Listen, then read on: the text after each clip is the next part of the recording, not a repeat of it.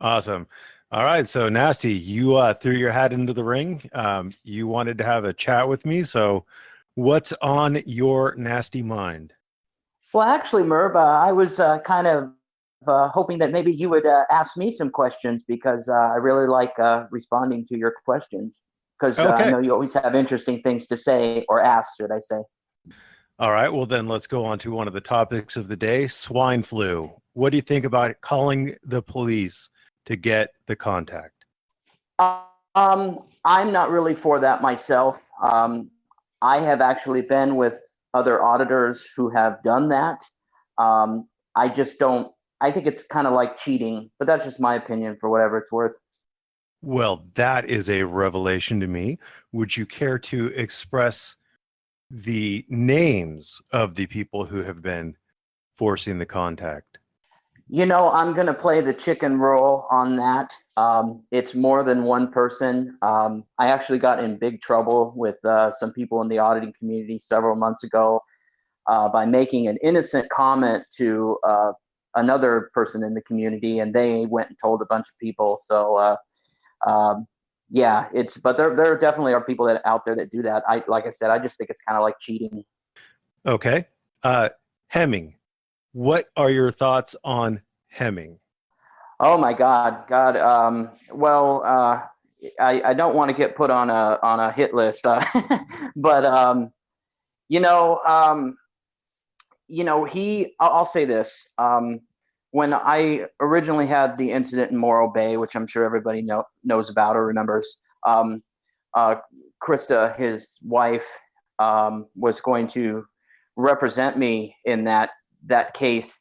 And I still get people that ask me, "Are you suing? Are you doing this? Are you doing that?" And the reason I'm not using Krista Hemming or the Hemming firm, whatever you want to call it, is simply because I just really didn't want to pursue a lawsuit. A lot of people tell me I should and that I would win big. Maybe that's true, maybe it's not, but I just didn't want to deal with it.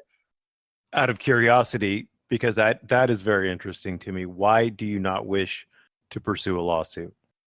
The reason why I didn't want to pursue a lawsuit was because I just okay. I think there's certain people in this community that want something to happen. They want to get thrown to the ground. They want to get assaulted or whatever, and so they can run out and sue somebody. And to me, that's not what it's about. I mean, I definitely think people, whether it's security or police, when they act up, they should definitely be held accountable, whether it's being charged or getting fired or whatever the situation is.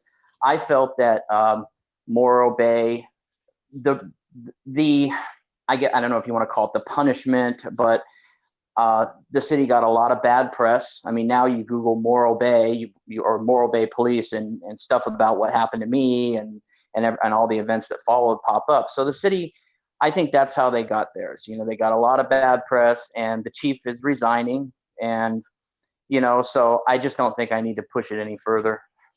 Okay. Do you do understand that in some instances the only way you can change the way the law is interpreted or enforced is through a lawsuit, correct? Yeah, I think so. Yeah.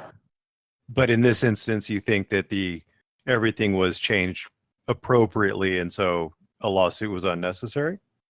Well, I guess I just really just didn't want to didn't want to deal with it any further. It just it caused me a lot of stress and problems with my family and things like that. And I just kind of was like, the city got a lot of bad press, and that to me that was the I like I said, I don't know if you want to call it that's how they were punished, or that's how they, but uh so to me that was enough.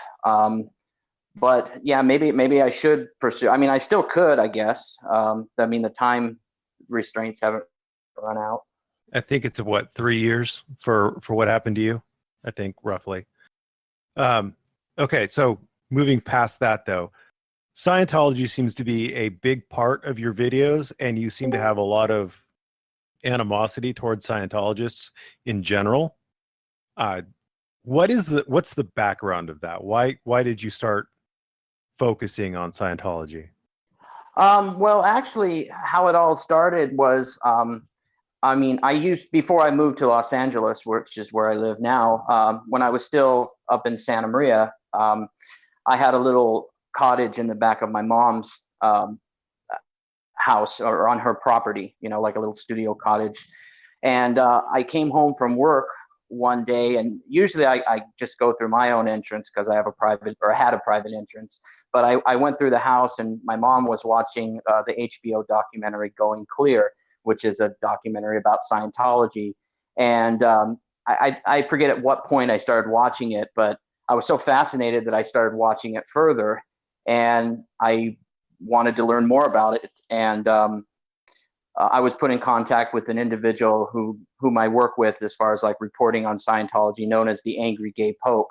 And I met him, and the more I got involved in it, and the more I learned about Scientology, and met former Scientologists and people that had defected, and heard their stories. And I just started to become more passionate about reporting on Scientology. And sorry, I'm trying not to ramble, but there have been people in the First Amendment auditing community that say, like, well, why do you spend so much time out reporting on Scientology? Why don't you spend more time focusing on exposing corrupt police and tyrannical police and so forth? But Scientology, and for anybody who knows a lot about Scientology, they are tyrants. I mean, Scientology has ruined a lot of people's lives. And I realize there's two sides to the story. Well, actually, there's three sides. There's their side, the other person's side, and then the truth. But I mean, they're in a very, very, very abusive organization. Would you think that they are different than other religions that are also very controlling over their various congregations? Well, that's actually a really good question, and it's a question that people like me and the Angry Gay Pope get asked a lot. Well, what makes Scientology different from other religions? And the best response that I've heard, which is the response that I use, comes from journalist Tony Ortega. And one of the things he says is that if you go to a Christian or a Muslim or a Mormon or whatever, and ask them, well, what do you believe? What is your religion about? They can explain themselves in a minute or two. Well, what does a Scientologist believe? You have to be in Scientology for several years and in for a couple $100,000 before you learn this backstory about Xenu, the Galactic Overlord. Now, if you were told that on day one, how many people would join? So it's kind of a bait and switch kind of thing. Okay, that actually makes perfectly good sense. And now I am not really familiar with the story of Parker Osmond, but you seem to be very enamored of it. So where does Parker Osmond fit into your Scientology story? Well, it's probably going to sound kind of silly, but I mean, it is what it is. The first time that I ever met High Desert Community Watch and California Guardian, I took the train to Los Angeles. They picked me up at Union Station. And they both asked, well, you came all the way down here. Where do you want to go audit first? And I said, let's go to the Scientology, the Big Blue complex, which is their LA org. It's known as Big Blue because it's all the buildings are painted blue. And so we went over there, and that was the first time that I saw Parker Osmond. He was riding around. The security there, they ride around on bicycles, and there's actually a reason for that. But so yeah, that was the first time I saw Parker Osmond, and I quickly lost interest in the First Amendment and so forth. But shortly after that, he disappeared, and I was actually legitimately concerned that something had happened to him, maybe he had been sent to the RPF, which is the Rehabilitation Project Force, which is like a slave gulag for Sea Org members who misbehave. So I started trying to find out where he was. And so that's where the whole "where's Parker Osmond" thing came from. So two things. Number one, the bicycle thing sounds vaguely interesting. And number two, I'm assuming there was some romantic interest between you and Parker Osmond? Yeah, definitely there was romantic interest on my end. I don't know about his end, but it's interesting that you mentioned, or you commented on what I said about how there's security right around on bicycles, and the reason for that being is, well, first I got to explain. There's two types of Scientologists. There's a public Scientologist, and then there's the Sea Org. Sea Org would be considered like the priesthood. Sea Org members are Scientologists who they sign a billion-year contract, and literally, I mean, it's on their website. It states it. It's a 1 billion year contract, and you basically dedicate your life to Scientology. You live and work in church facilities. The church provides your clothing, your uniforms, and Sea Org members work 7 days a week, 100-plus-hour work weeks, sun up till well after sundown, and they basically they're like slaves to the church. Parker Osmond is a Sea Org member, and one of the things that the security guards do is to prevent blows. And a blow in Scientology lingo is an unauthorized departure from the Sea Org. That's basically somebody who decides they don't want to be in it anymore and they take off. And so the security guards ride around on bicycles around the Big Blue complex, because it's not just one building, it's a series of buildings. And if a Sea Org member tries to blow or run off, it's a lot easier to catch someone on a bicycle than it is, in a car or chasing after them on foot. So, they patrol around on bicycles for that reason. And this is not just stuff that I've heard like, oh yeah, they do this because of, no, I mean, this stuff has been documented. I mean, neighbors, because the front of the complex faces Sunset Boulevard, which is a busy street, but the backside of it, which is Fountain Avenue, is all residential.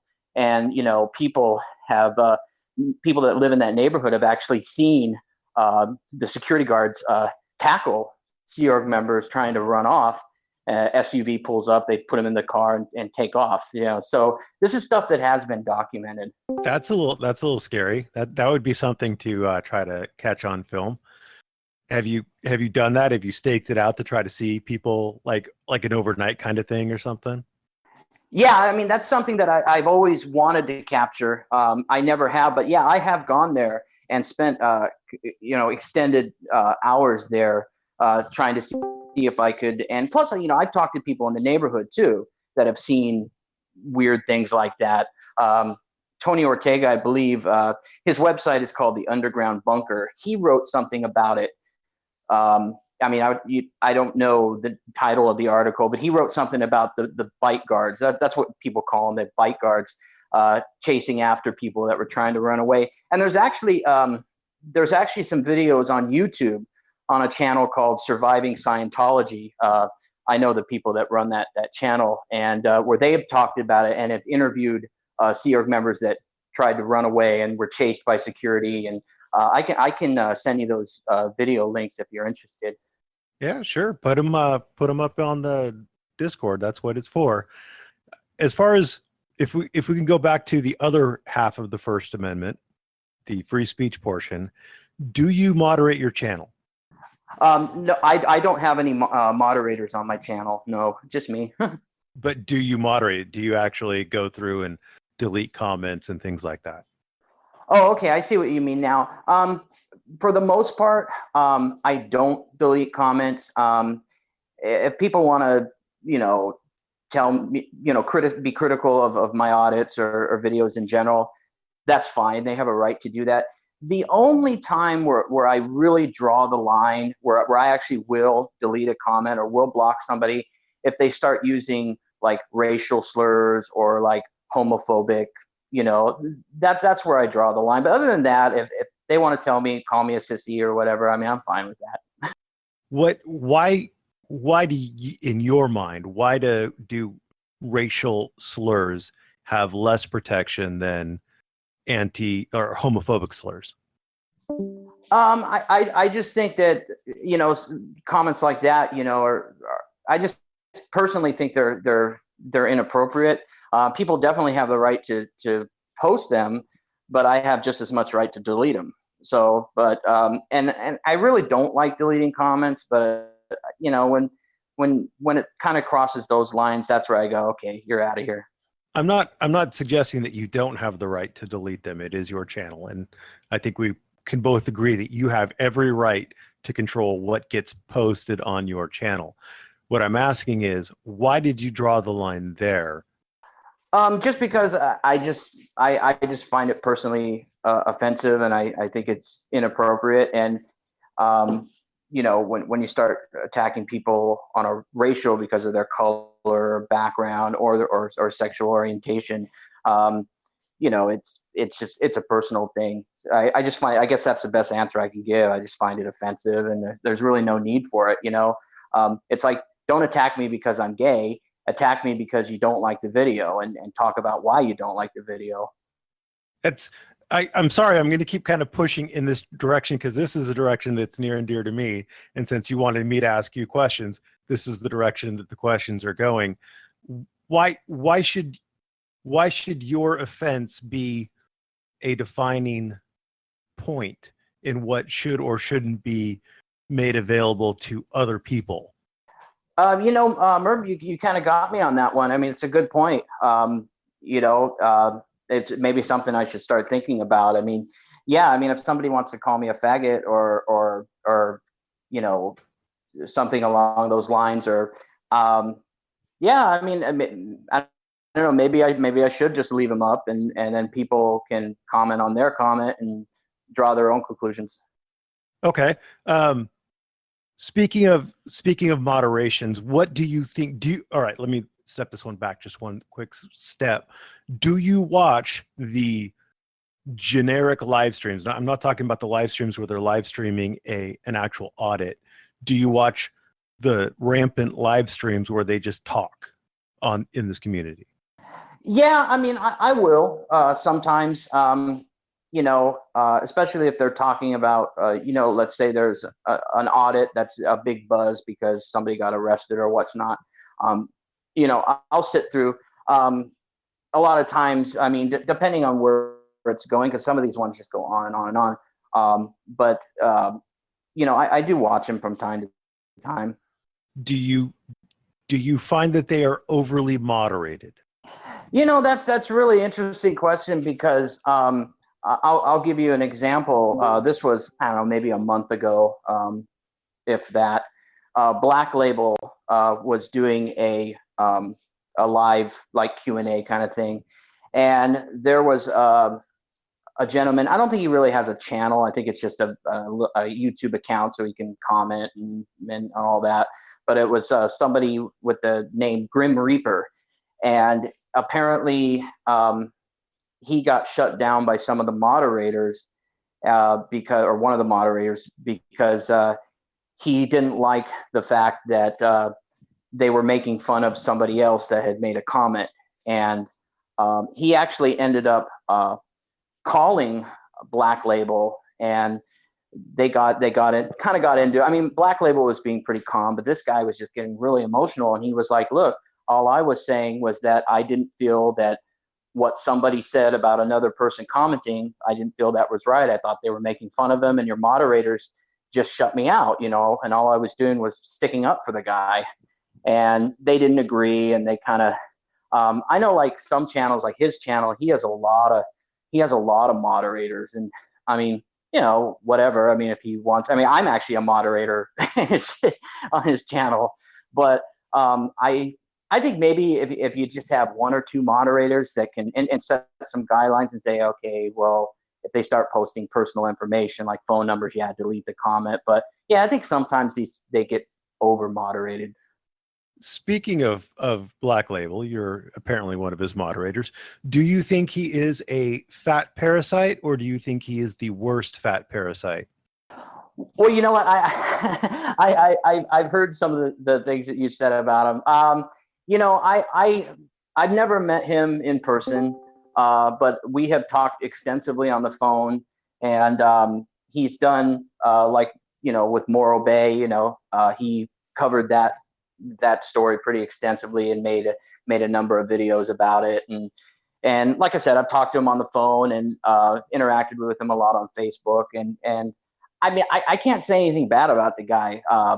He's, all my encounters or all my dealings with him have been pleasant, and He's always seemed pretty open-minded. I mean, he listens to what I have to say, and so I mean, but you know, it is kind of funny to hear you say. I love it when you use the parasite thing. You know, you always get a laugh out of me. So, okay, let's break this one down step at a time. Do you agree or do you disagree that most audits are going to be, and most auditing channels are going to be, a one-time-ish affair? A one-time-ish affair, like most audits, like if you look up just a general First Amendment audit or an encounter with a police officer or something like that, most people don't have repeats. Most people have a one-time kind of, this is my experience with this, and that's it. They never post another one. Oh, you mean like never post another audit, or just never post another? Okay. I mean, yeah. I mean, I know that there are some random channels out there where you know they did like a one-off audit. You know, I don't know how many of those there are. I mean, I've seen one. I mean, I've actually had a guy reach out to me not that long ago that he wasn't particularly doing an audit, but he was in San Diego at the federal complex down there, and he had an encounter with the Federal Protective Service where they grabbed him and you know, put him in hand. I mean, they ended up letting him go. I mean, he didn't get arrested, but he posted that video, but he's never done anything since. So if they only do one video like that, and it's a, in air quotes, good video, and someone like, let's say, for example, the Fat Parasite puts that up on his channel without links and allows people to watch it in its entirety, will those people who have watched it, will his 100,000 plus subscribers ever go find that tiny channel and rewatch that video and give the original content creator the clicks, the money, etc.? Okay, you know what? That's interesting too. I mean, I've never really thought about that way. I mean, you know, because you might have like a guy who, like this guy I was telling you about in San Diego, who has who made that video, put it up. Maybe the video gets, you know, I don't know, 20,000 hits or whatever, but he's only got 70 subscribers. But then other people mirror it. I know a lot of the big names in the auditing community, and when I say big names, I mean people that have the big channels like News Now Houston and Black Label and so forth, seem to be pretty good about posting the original link in the description. Or I mean Black, he's real good about that. I mean, he always, you know, say like, hey, this comes from so and so's channel, they got some great content, go. So I mean, people definitely should do that.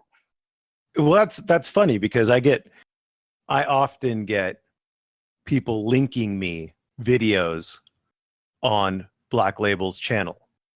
And so I follow the link. It takes me to the specific video where the Fat Parasite has played the entirety of the video. And because I am who I am, and I want that small content creator to be able to get the clicks and the recognition, I try to find that content creator. And you go down through the mile of Black Label's self-promotion links and his links for his PayPals and GoFundMes and all that fun stuff. And then when you get to the bottom, you haven't seen a link for this other content creator. So you have to reverse engineer it, find it, and then you can do your thing. And this is time and again. And what you said is why I don't call out P&P News for doing this, because he puts the link in his descriptions, or at least every time it's been linked to me and I've watched it and looked for it, it's been there. I don't take on News Now Houston over this. I'll take him on over other things, but he puts links in his descriptions. So it's the Fat Parasite who offers nothing to the community except for playing the community's hard work and not giving a damn thing in return other than aggregating all this stuff so that people can watch it without giving any links or clicks to the original creator. What do you think about that? Oh, wow. That's interesting. I know like with mine, like, you know, I keep going back to Morro Bay just because that was a hot topic for a long time, but he would post like the link to my original video and stuff. And I know he has on some other videos too, but if he doesn't always do that, I think he should. I mean, I don't know what his reason for not doing that. But yeah, I definitely think that somebody like him or any other kind of news reporting type channel should definitely give the original creator credit. I mean, at least, post the link to the original video or link to their channel. Like, hey, go check out Bob Dole or whoever, Bob Dole. On a different note then, are we good on this subject, or do you have anything else that you'd like to say on it? No, I'm cool on that. I enjoy your questions. Okay, so on a different subject, and again, I'm not trying to get personal. I'm just asking, in general terms, do you have a real job, or do you support yourself off of auditing, or is there something else that you're relying on for income? I have a full-time job that's 40 plus hours a week. I don't make, yes, my channel is monetized. I make basically the money that I make off my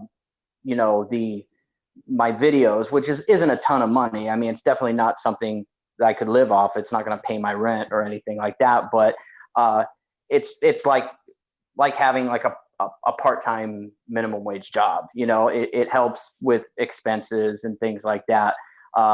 I've heard stories that some auditors, get several $1,000s a month. I mean, I'm definitely not getting that kind of money, but no, my main source of income is my full-time job.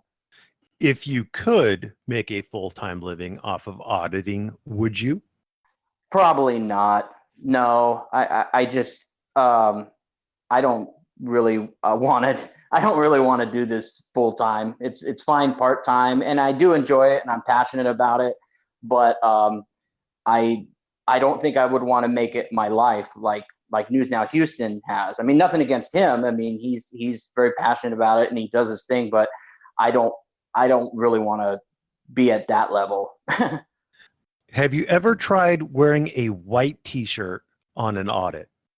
Oh, I don't know if I've ever worn a white t-shirt in my life. No, I'm just kidding. But no, I've always dressed the same way during every audit. Are you aware that white t-shirts are much cooler in summer sun than black t-shirts are?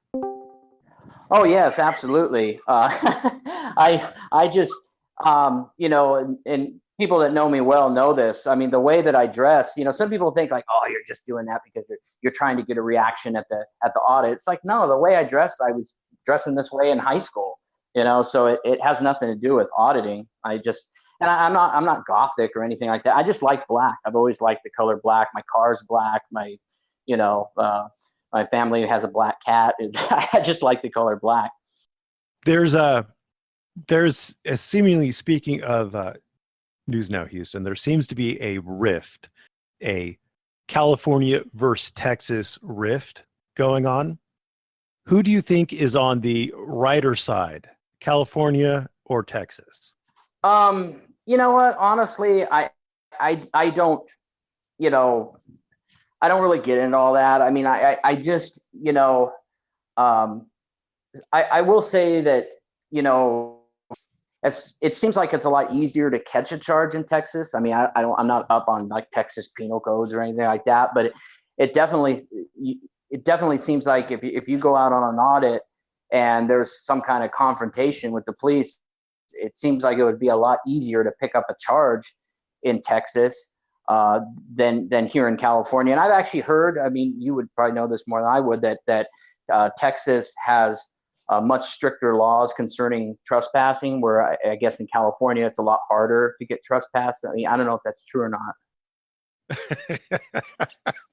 Well, I know a guy who has some videos on expressly the differences between California trespassing statutes and Texas trespassing statutes.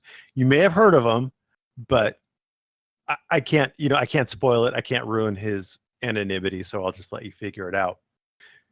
Hemming. We're going to go back to Hemming. have you ever heard Hemming fail to state that he is not an attorney if someone has introduced him or stated that Hemming is an attorney? Well, I mean, I know the first time I ever spoke with him over the phone, which was, obviously before I met him in person, he came right out to me and told me that he wasn't an attorney. I mean, right from the get-go, he told me that his wife, Krista, was the attorney, and he was, I don't know if he used the word paralegal or what, but he basically worked for her. That's what he told me. That's not the question. Did you want to answer the question, or did you want to avoid it? Your choice. Oh, I'm sorry, Merb. Have I ever heard him fail to state that he's Have you ever heard him fail to correct somebody who has introduced him or stated in any way that he is an attorney? I mean, honestly, I can't recall a specific thing where an incident where somebody thought he was the attorney and he failed to tell them that he was or wasn't. I don't recall anything off the top of my head. All I say, I know with me, he was pretty upfront about it. So I guess that's the best answer. It's probably not the best answer, but the best answer I can give. That's a perfectly acceptable answer. I'm not trying to catch you on anything, and I'm not trying to get you in trouble with anybody, so I'm not going to dig on your answers. But do you think that Hemming is doing a disservice to the community by giving bad legal advice? I think the thing, and you're asking me straightforward questions, and I'm not, honestly, I'm not trying to like beat around the bush on it or give a half-ass kind of answer. I just, I don't know enough about the law I'm no legal beagle. I don't know enough about the law where I could say that he's giving good or bad advice. I'm not sure all of where he gets his information from, or is it because he's married to an attorney, or I don't know. So, and I apologize if it sounds like this is a half-ass answer. It's just I'm not as much of a legal beagle where I can make the determination, hey, that's good advice or that's bad advice. If, for example, he did give advice about, let's say, filming in a post office and someone followed that advice, like let's say he said that the post office can't stop you from filming, and let's say someone followed that advice and ended up catching a charge for filming in a post office, do you think that would be doing a service or a disservice to the community? Well, I mean, if somebody took, like if he gave somebody advice, said, yeah, you're perfectly fine to film in the post office, and they went into the post office and ended up catching a charge, I mean, I guess you would have to look at all the circumstances. Did they ask him to leave, and did he refuse to leave, or did he go in some kind of a restricted area, or how they say there's always more to the story. So I would have to, at the very least, see the video of. I mean, I know we're just speaking hypothetically, but of what happened. That's how I feel about that. What all did he do? Was it just the fact that he was in the post office, or did he, do something else that caused him to did he create a public disturbance? Did he threaten somebody? Well, part of the reason why I am involved in this community, why I started making these videos, is because I've seen a lot of bad legal advice get passed around, and I've heard auditors echo it, where they'll say things like, I have a right to be here. The Supreme Court said, just today, people linked me a video where someone said the Supreme Court said that I have a right to film anything I could see from the public sidewalk. And I have never seen the Supreme Court say that. Have you found I know you've caught charges. I know you've had to deal with legal ramifications for filming. Has your understanding of your legal rights changed from what you've heard the man on the street is saying, or do you still believe some of these things where like you have to commit a crime in order to be trespassed from a public place, that kind of thing? Well, I have to be honest with you. I am guilty sometimes of taking these things, and like, for example, you have to commit a crime before you can be trespassed off of federal property. I've heard that so much and so much. I've even used it myself. And I guess you could say that's irresponsibility on my part. Maybe I should, do some more research on it. When I do my audits, I try to use common sense. I try to, and it's like my, one of my biggest influences is in the auditing community, First Amendment Tests. He's up in the Bay Area.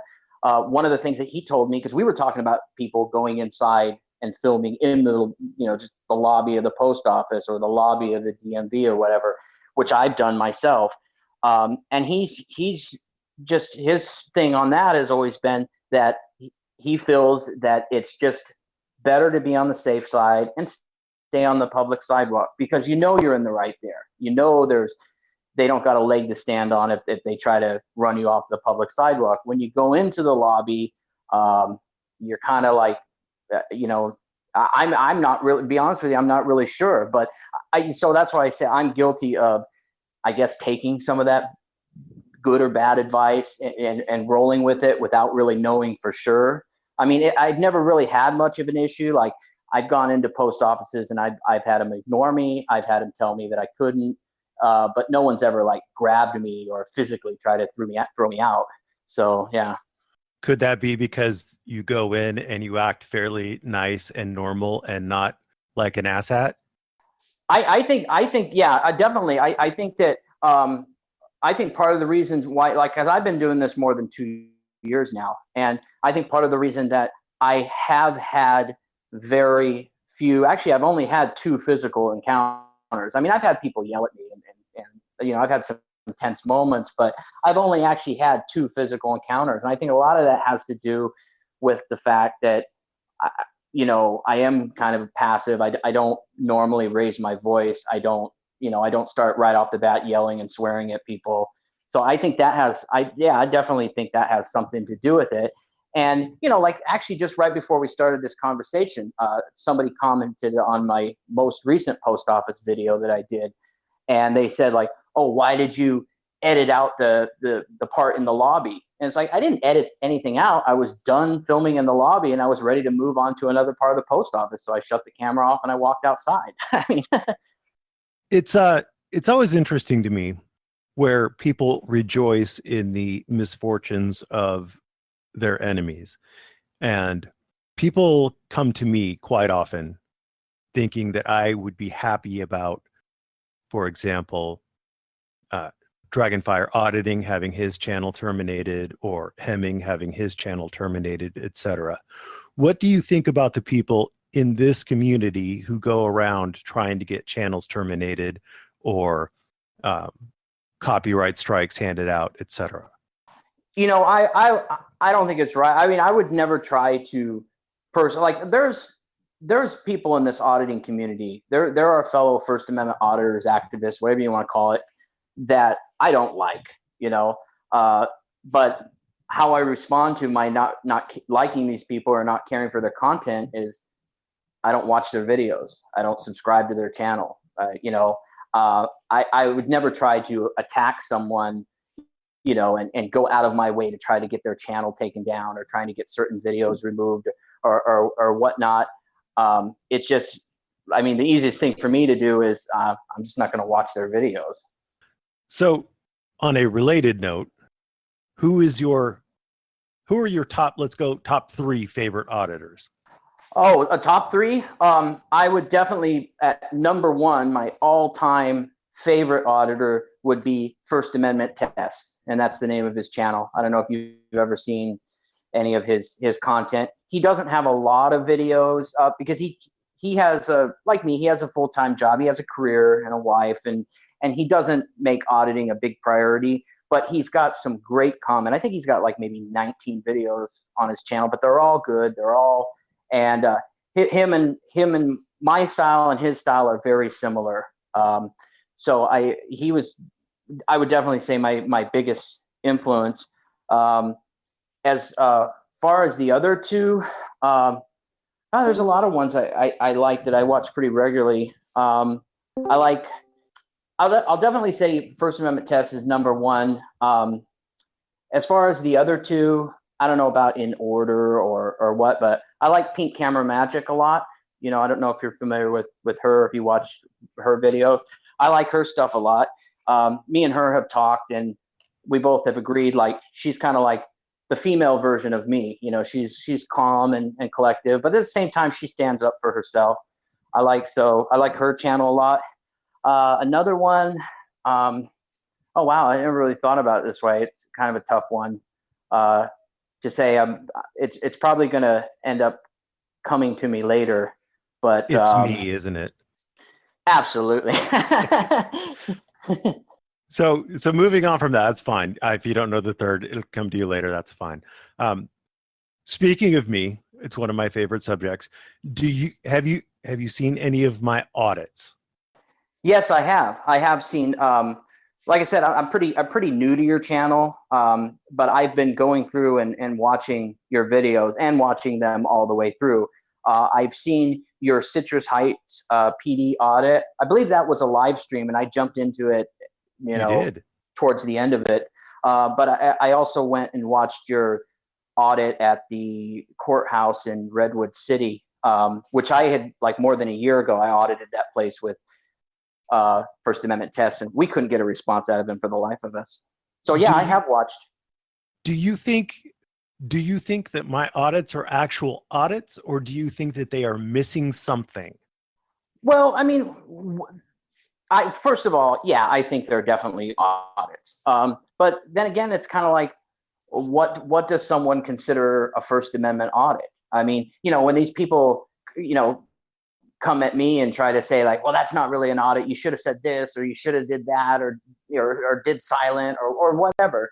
Then I would like to ask, okay, can somebody please pull out the First Amendment Auditor's Handbook and go through it and show us step by step, or show me step by step how to properly conduct an audit?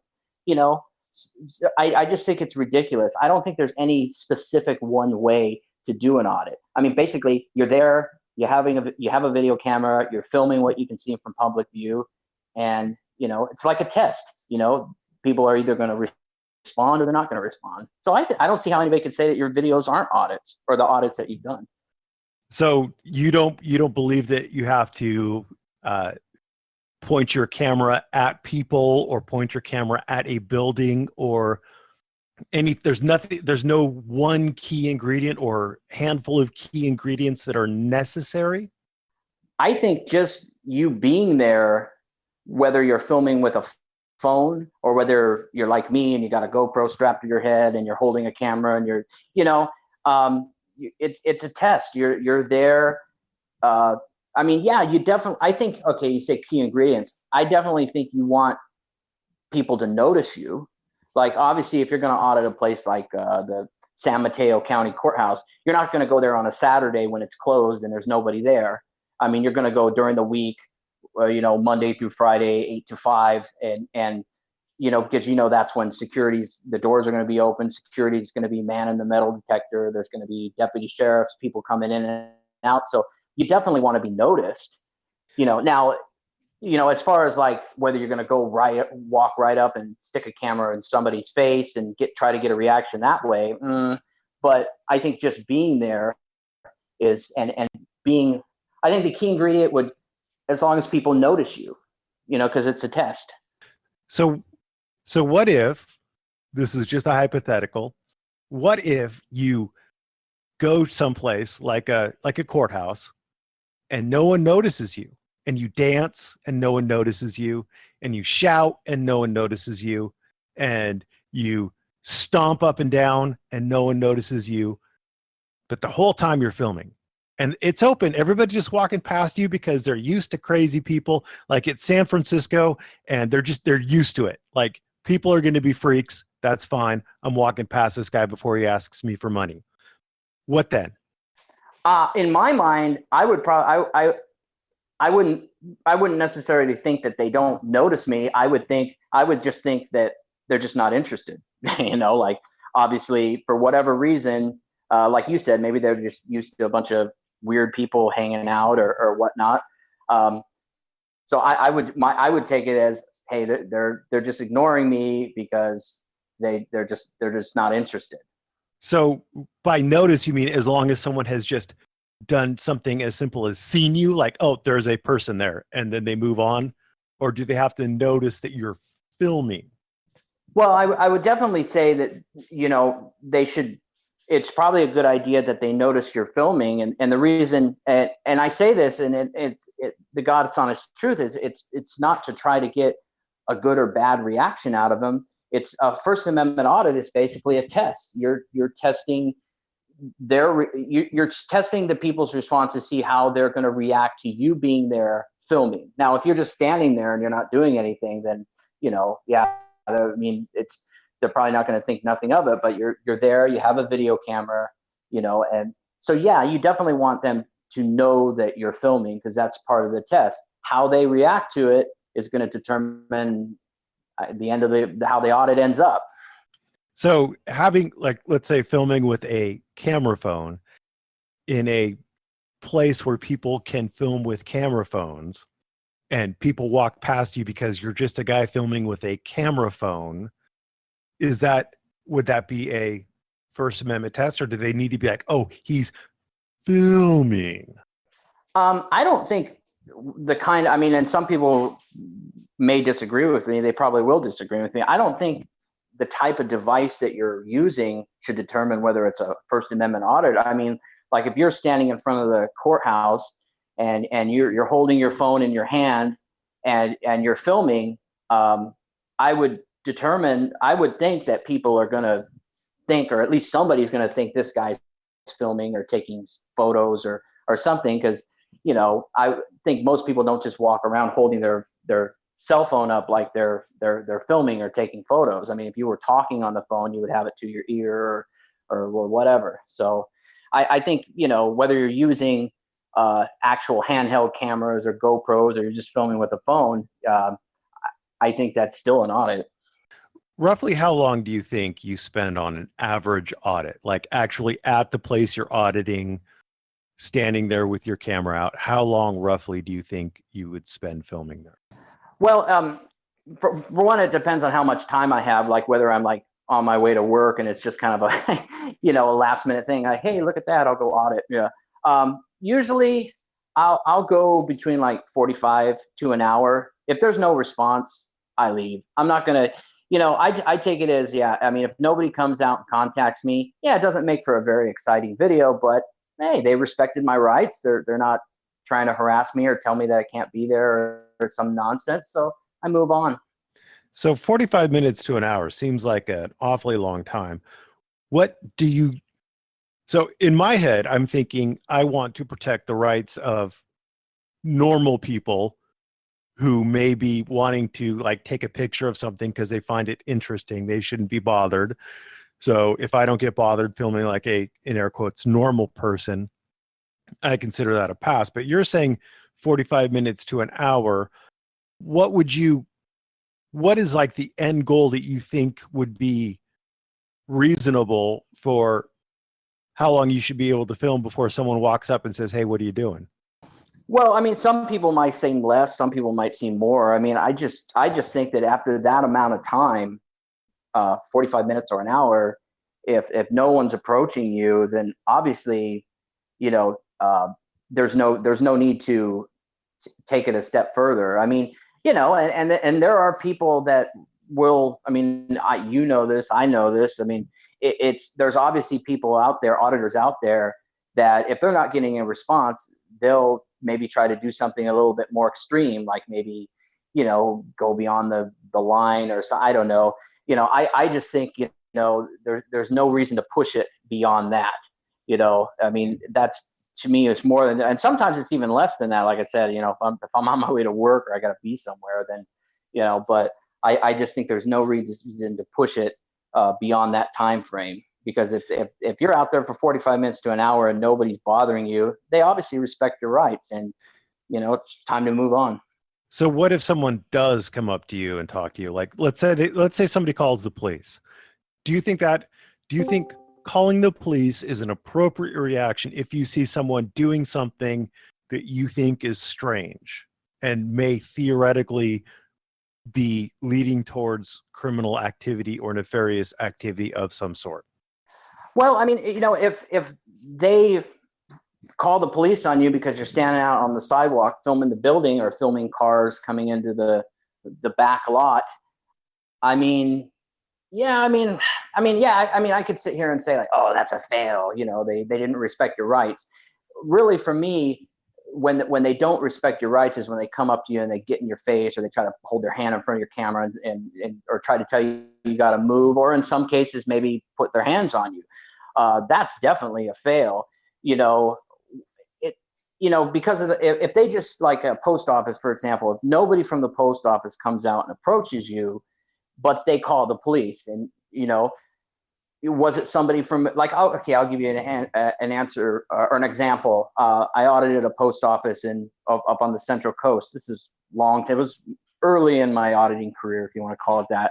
I audited a post office at Pismo Beach, and I was actually a guy from the post office came out, and it was funny because he's like, I'd seen you out here. I just thought you might want a bottle of water because it was a hot day outside, and he gave me a bottle of water. And I thanked him, and he walked away, and I hung out for a little bit longer, and I was actually leaving. I was in the process of leaving. And when I noticed a Pismo Beach police car rolled up, and he just said, "We got a call," and something to the effect of, "Just want to make sure everything's okay." And I said, "Yeah, it's fine." And he, "Have a great day." And he left. And to this day, I mean, I guess it's not really that important, but I don't know whether it was the post office that called the police or the security guard at the church across the street. There was a big church, one of those big giant, churches with a large congregation. And there was a security guard riding around on a golf cart that kept looking at me funny. So, it's hard to say whether the post office failed, because I don't even know if they called the police. So if nobody comes out and confronts you, like, I don't know, I'm rambling and ambling on this, but I think, it doesn't necessarily mean they didn't respect your rights. Do you believe the police always tell the truth? Oh, no, I don't believe they always tell the truth. I'll like, for my case, because I know some people have asked questions about, like, the case that I ended up going to prison for, which was a terrorist threat case. And I found this out during my jury trial. My attorney actually brought this out, and he got one of the police commanders to basically admit on the stand that during interrogation of a suspect, they can lie and make up, because what this police commander was trying to do was trying to say that there were witnesses that saw me leave these terroristic letters on payphones when there were no witnesses. He said that to try in an attempt to try to get me to confess and go, "Oh, okay, yeah, I did it." So basically he said it's okay for us to lie to try to get a confession out of the suspect. I didn't know that. I mean, obviously at that time, I mean, that was, I was 23 years old and didn't know a lot about a lot of things, but so yeah, I definitely think that why would it be any different whether, it's to try to get a confession out of a suspect, or they're just contacting somebody on the street doing a First Amendment audit? "Oh, well, we saw you on their property, so give me your ID." I definitely think they lie. So if you believe that police can lie, why would you believe that the police were called when they went to check just to see if you're all right on that post office audit? Well, and that's a good point. It's also possible, like I said earlier, like maybe it wasn't the post office that called. Maybe it was the security guard at the church across the street. Maybe it was no one. Yeah, exactly. Maybe nobody. Maybe the cop was just driving by and he noticed me standing filming the post office, and he decided to flip a UE and ask me if everything was okay. So yeah, there's that possibility too. So we know the police can lie. Do you believe that auditors can and do lie? Yes, I do. Okay. Do you believe that auditors can mislead and misinform their audiences through editing? Oh, yes, absolutely. Have you ever misled or misinformed your audiences by editing? No, I have not. Okay. Guatemalan security guards, on a scale of 1 to 10, how scary are they? Well, that guy, that security guard, he works for a company based out of Cerritos, which is in the LA area, called International Certified Safety Incorporated. So they're just some private security force that I guess they're the same company that does security for the Mexican consulate, because I've audited there before too. And, I mean, I thought that, I mean, I'm not going to lie. I mean, yeah, I was nervous. I mean, when he started, because he kept walking up, I mean, he wouldn't stop. Most people, when they come out and they approach you, at a certain point, they stop. And then there's the dialogue where he just kept, I mean, he was literally pushing me out into the street, you know? And he was, wait. You say he was pushing you out on the street. Was he actually touching you to push you out on the street, or was his presence forcing you to feel like you needed to retreat to save your safe space? No, I'm glad you asked me that. No, he was not physically pushing, like he didn't take his hand and push me. Because of the fact that he just kept walking towards me and getting really close to me, you know, and just his, you know, his facial expression and just the way he was behaving, like he was going to put his hands on me. So I was backing away from him, and then I ended up in the street. So yeah, that's how that happened. So are you okay? We know that you asked for a report. Have you heard anything about charges being filed against him? No, I haven't, and that's actually something I was going to do tomorrow. I mean, the sergeant on the scene that it showed up. Well, there were several cops there, but I mean, the sergeant, which was the one I interacted with the most, he told me that he said a detective will contact you within a day or two, which I really didn't believe that, and I haven't heard from a detective. But he said allow about 5 to 7 days for the police report to be completed, and that's when he started. That's when he advised me about small claims. You know, I think you mentioned something about small claims in your review of the video. You know, he said the security guard, he wouldn't give it to me right there on the spot, but he said when the report is complete, his information, his name and info will be in the police report. So if you want to take him to court, you know, he said you can do that. His info will be in there. So tomorrow, I was actually going to contact the LAPD Northeast Division and see about getting that report. So are you planning on taking him to small claims? Yes, I am. That's I think is really I don't expect that there's going to be a criminal prosecution. I mean, I don't see it happen. I mean, you know, I think small claims I totally agree. That's what I said, like in my comment on that video, you know, I agree with most of what you're saying, because I think that would probably be the best thing to do, you know, take him to small claims or take his company. I mean, my plan is to go to the small claims advisory at the courthouse. And I've been told that they can actually advise you on how to file the claim, and do you sue him or do you sue his company or do you list them both, or, you know, so that's what I'm going to do. I don't think the guy's going to get prosecuted. Yes, you list them both.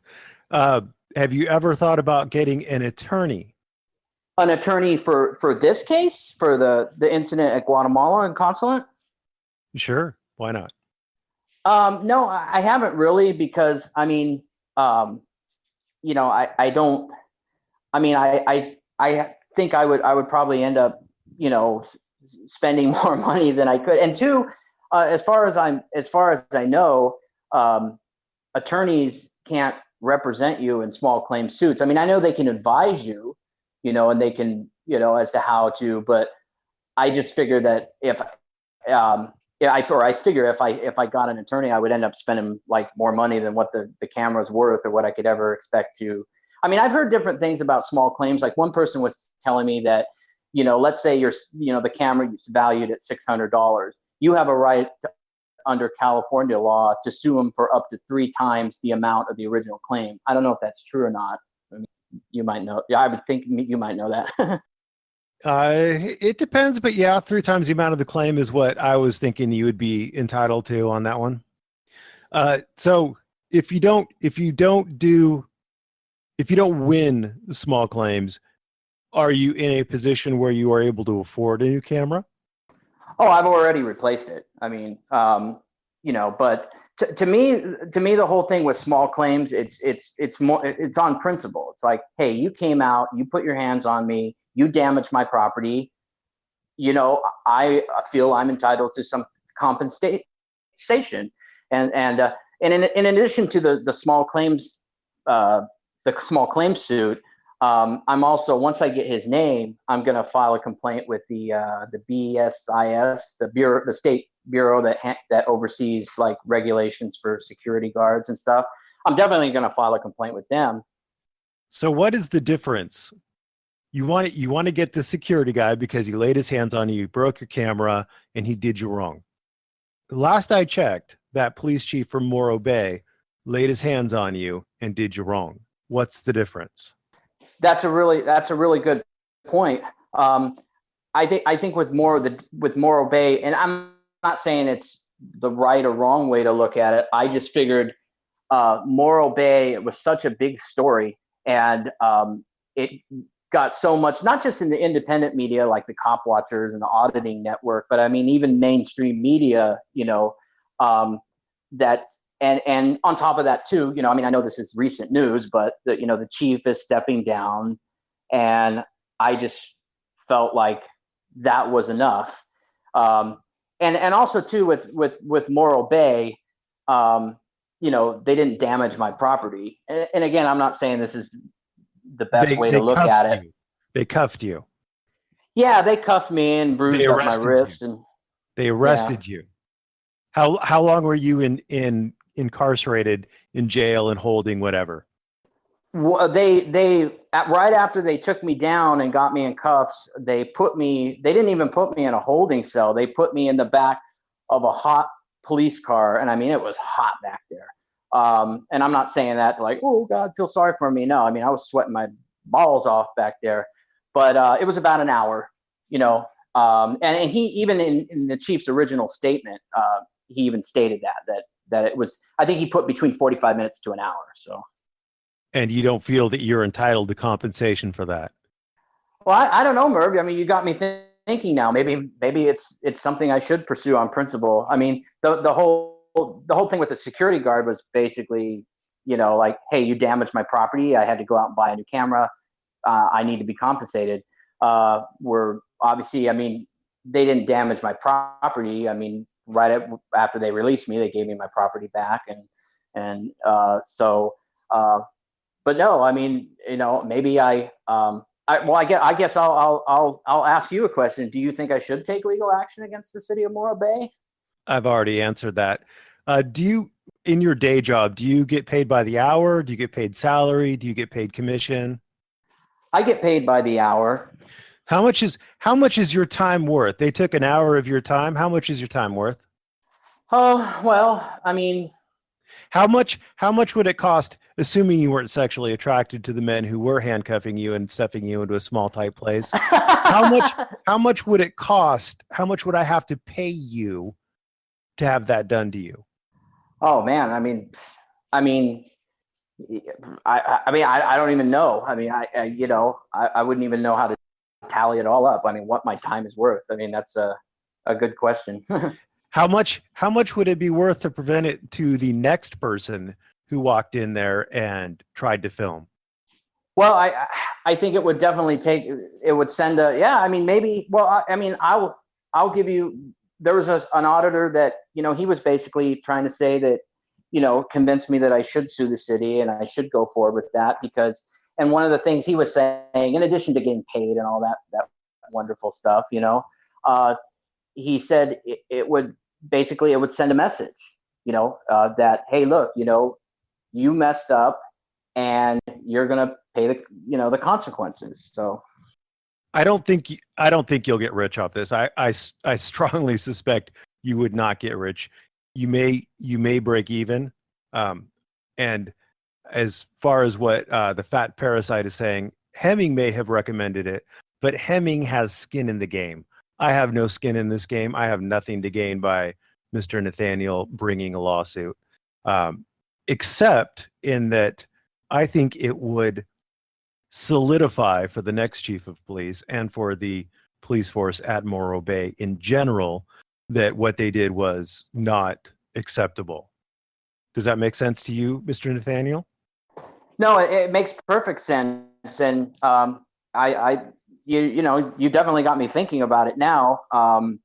Even Krista Hemming, after because she filed a claim with the city, which ultimately was denied, and she basically was like, at this point, now that a claim has been filed, it was denied.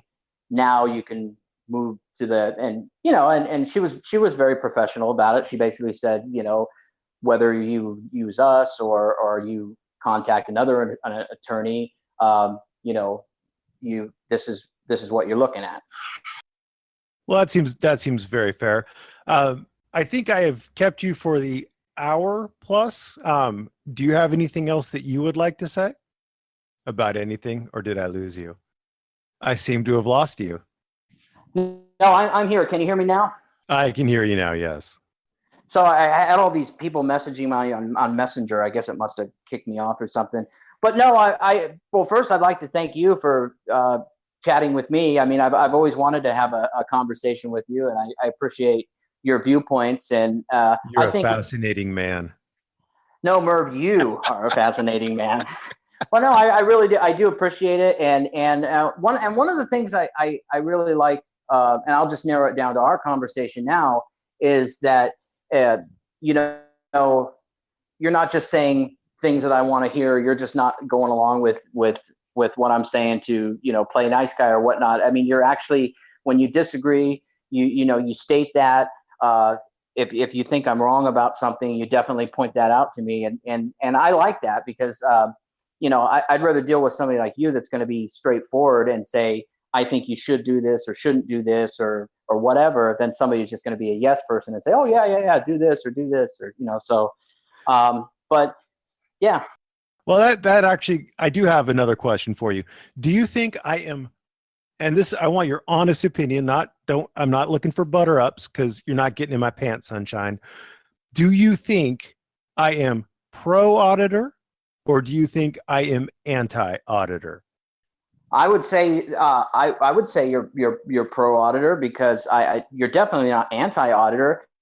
I definitely think that you definitely call out some of the people that are like you said, giving bad advice or doing things that might hurt the community. I mean, you definitely call those people out, but I don't think that means that you're anti-auditing.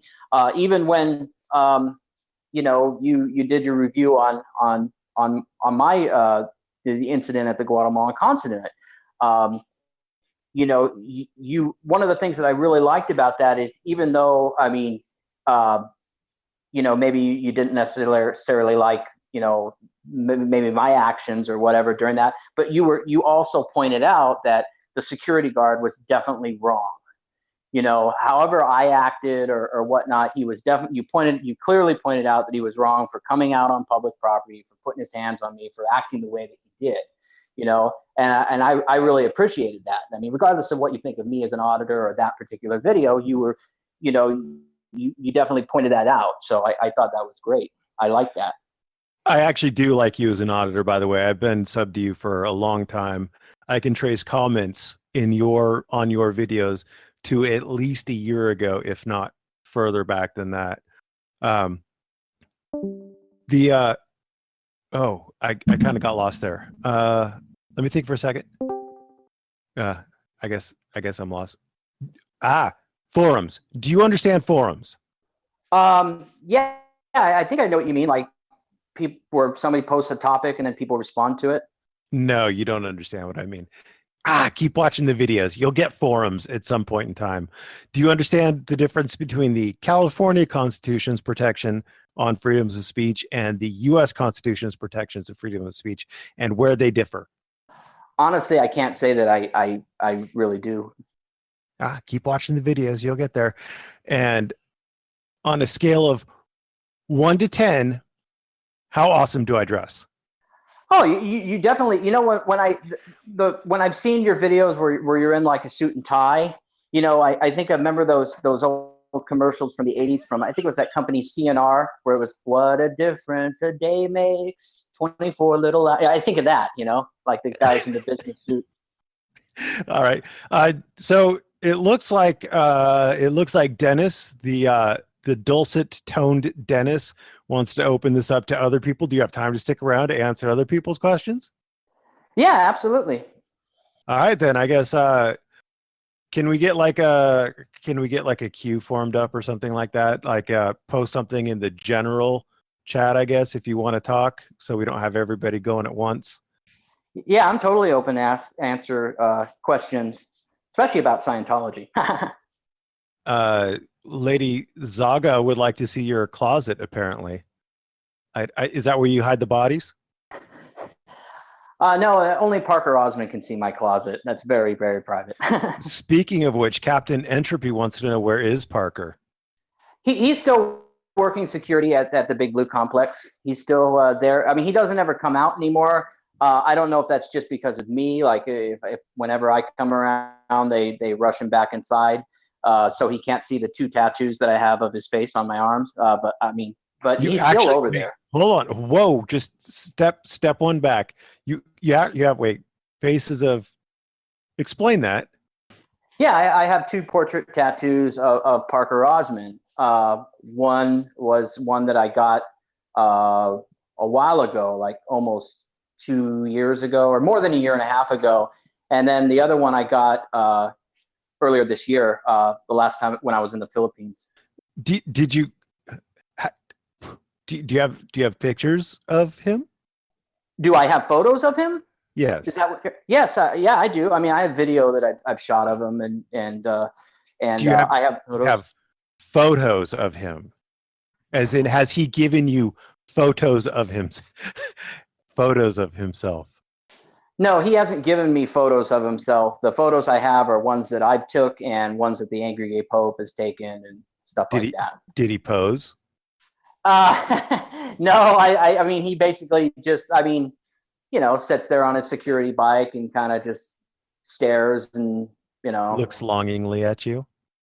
Yeah. And it's really sad because it was funny because right after I got the first tattoo was when he disappeared. Like nobody, even other Scientology watchers and people that would go there and protest and things, nobody saw him again after that. Like you used to always see him out on the bike, patrolling around the complex. And it was like right after I got that, or should I say, not just right after I got the tattoo, but right after it became public, like Pope was putting things on his website about it and made a couple videos about it. The guy disappeared.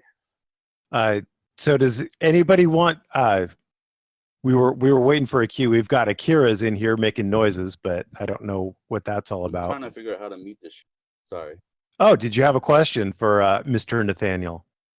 Oh, not right now. Oh, sorry. He's shy. It's okay. Yeah, I'm trying. But is he a handsome man?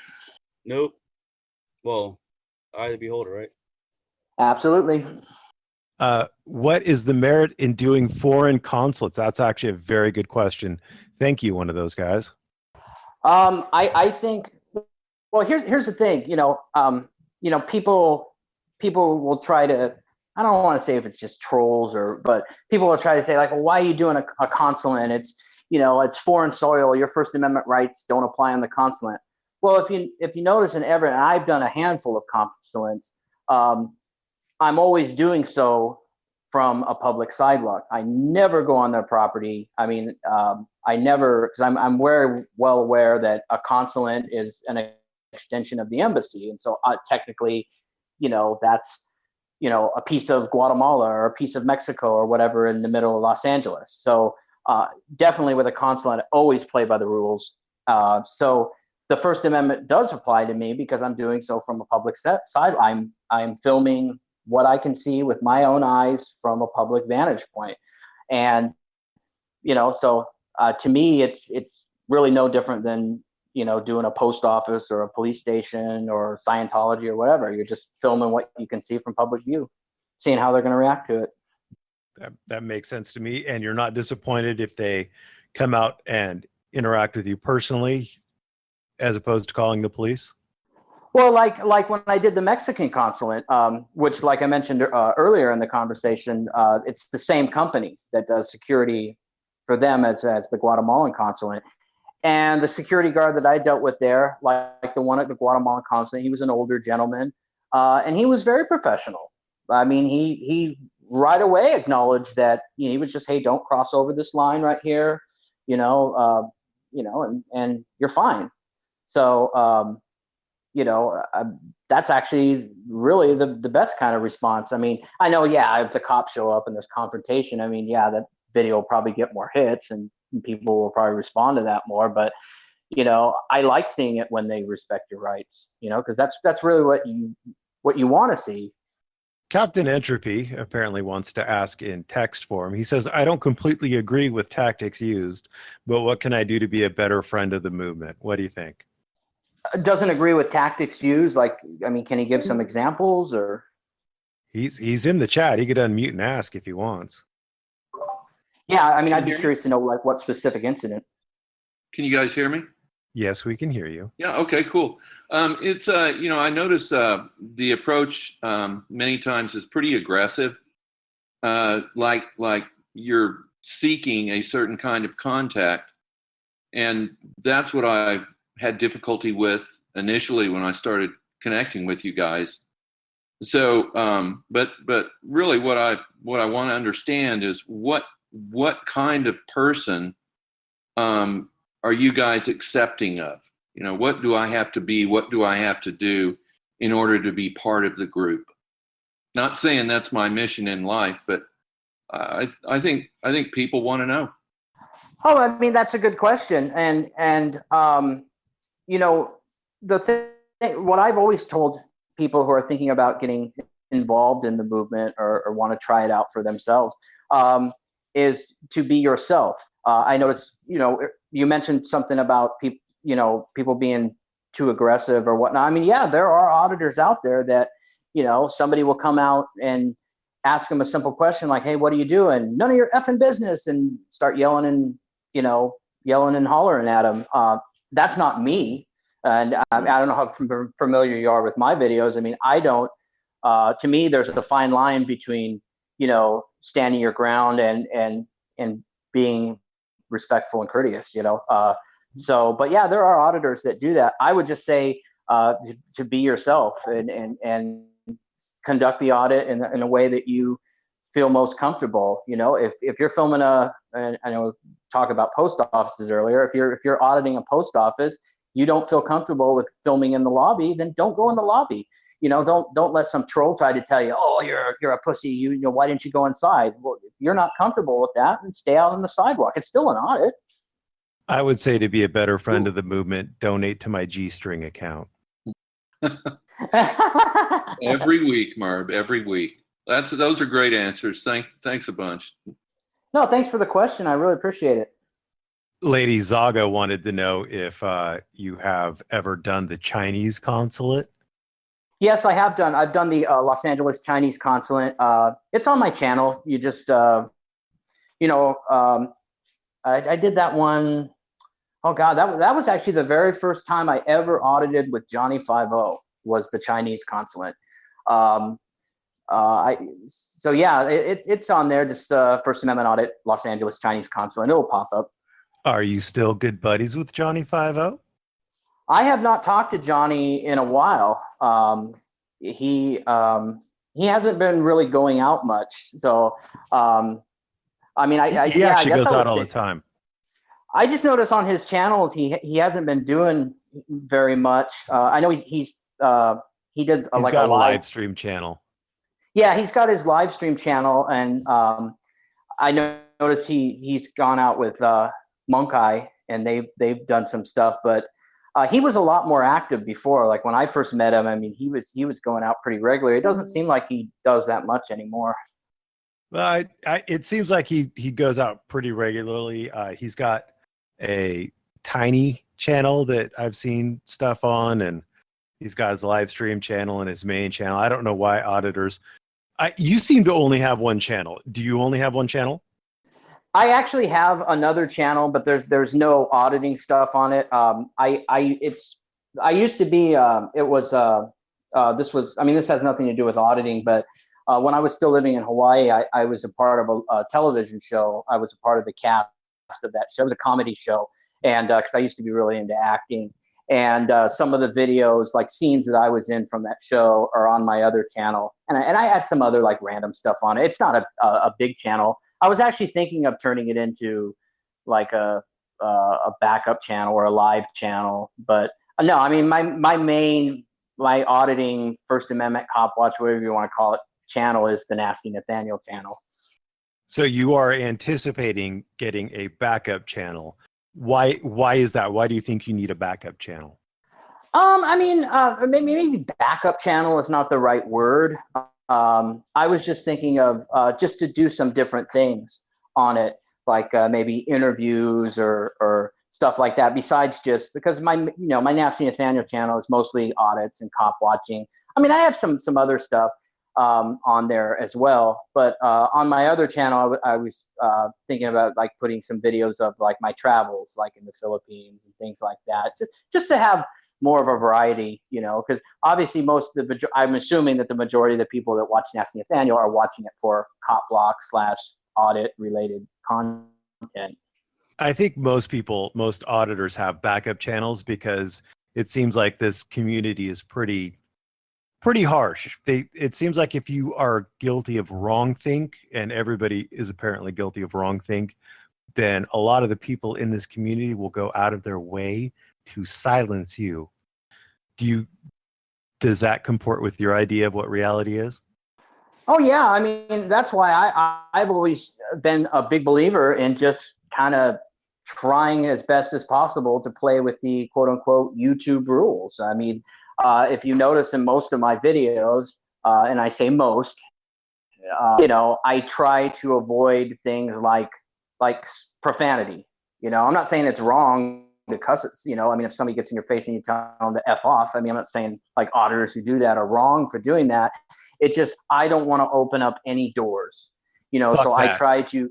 Anyway, Yeah. One of those guys has to say, do you believe J50 was more worried about your issues or publicly for himself during the Morro Bay incident? Yeah, I can't really, I mean, actually, I don't even know how to answer that. I mean, he was the first one to break the announcement. I called him right after it happened because I had to go to work. I went straight to work after that happened. I was actually like 10 or 15 minutes late for work. I took an Uber from Morro Bay to San Luis Obispo and I called Johnny, left him a message, and he called me right back, and I told him what happened, and right away he made a video. The original Tyrant Alert video was from Johnny 50. So, I mean, I can't speak of what's going on in his mind. Like, I mean, I think he did it to be, he was my friend, or, as far as I know, he's still my friend. I mean, we just haven't really interacted much lately. But I guess no, go ahead. Have you ever seen a call flood or Tyrant Alert actually achieve anything relating to success? Well, I mean, I think when you do, I don't know about success. I mean, I think it's kind of like, I compare it to like the mass audits that people do, like, like as on St. Patrick's Day when everybody went up, or not everybody, I mean, I think there was like 15 people, but a group of us, we went up to Morro Bay and did like a mass audit / it's like a protest. It's basically just a show of force to say, you were wrong. We know you're wrong. We don't like this. And, we're here to let you know that you messed up and we're against what you did. So as far as it being a success, that's questionable because, ultimately the chief of police of Morro Bay is resigning, now, he didn't come out, or the news didn't say, oh, it was because of what happened to me, but it's so painfully obvious that it is, so, I mean, is it painfully obvious? You can't think of any other reasons why he might be resigning? It could be because he's old and he's just, but I mean, he was only the chief for a year. I mean, he was sworn in, or a little over a year. I mean, he was sworn in June of last year, and then 6 months. What happened to me? That was last February. So 6 months after that, and also too the way that the city manager worded it, how he said, and I know a lot of people picked up on this when he said, well, there was no one specific incident that sparked this decision, but the city and Chief Allen both came to a mutual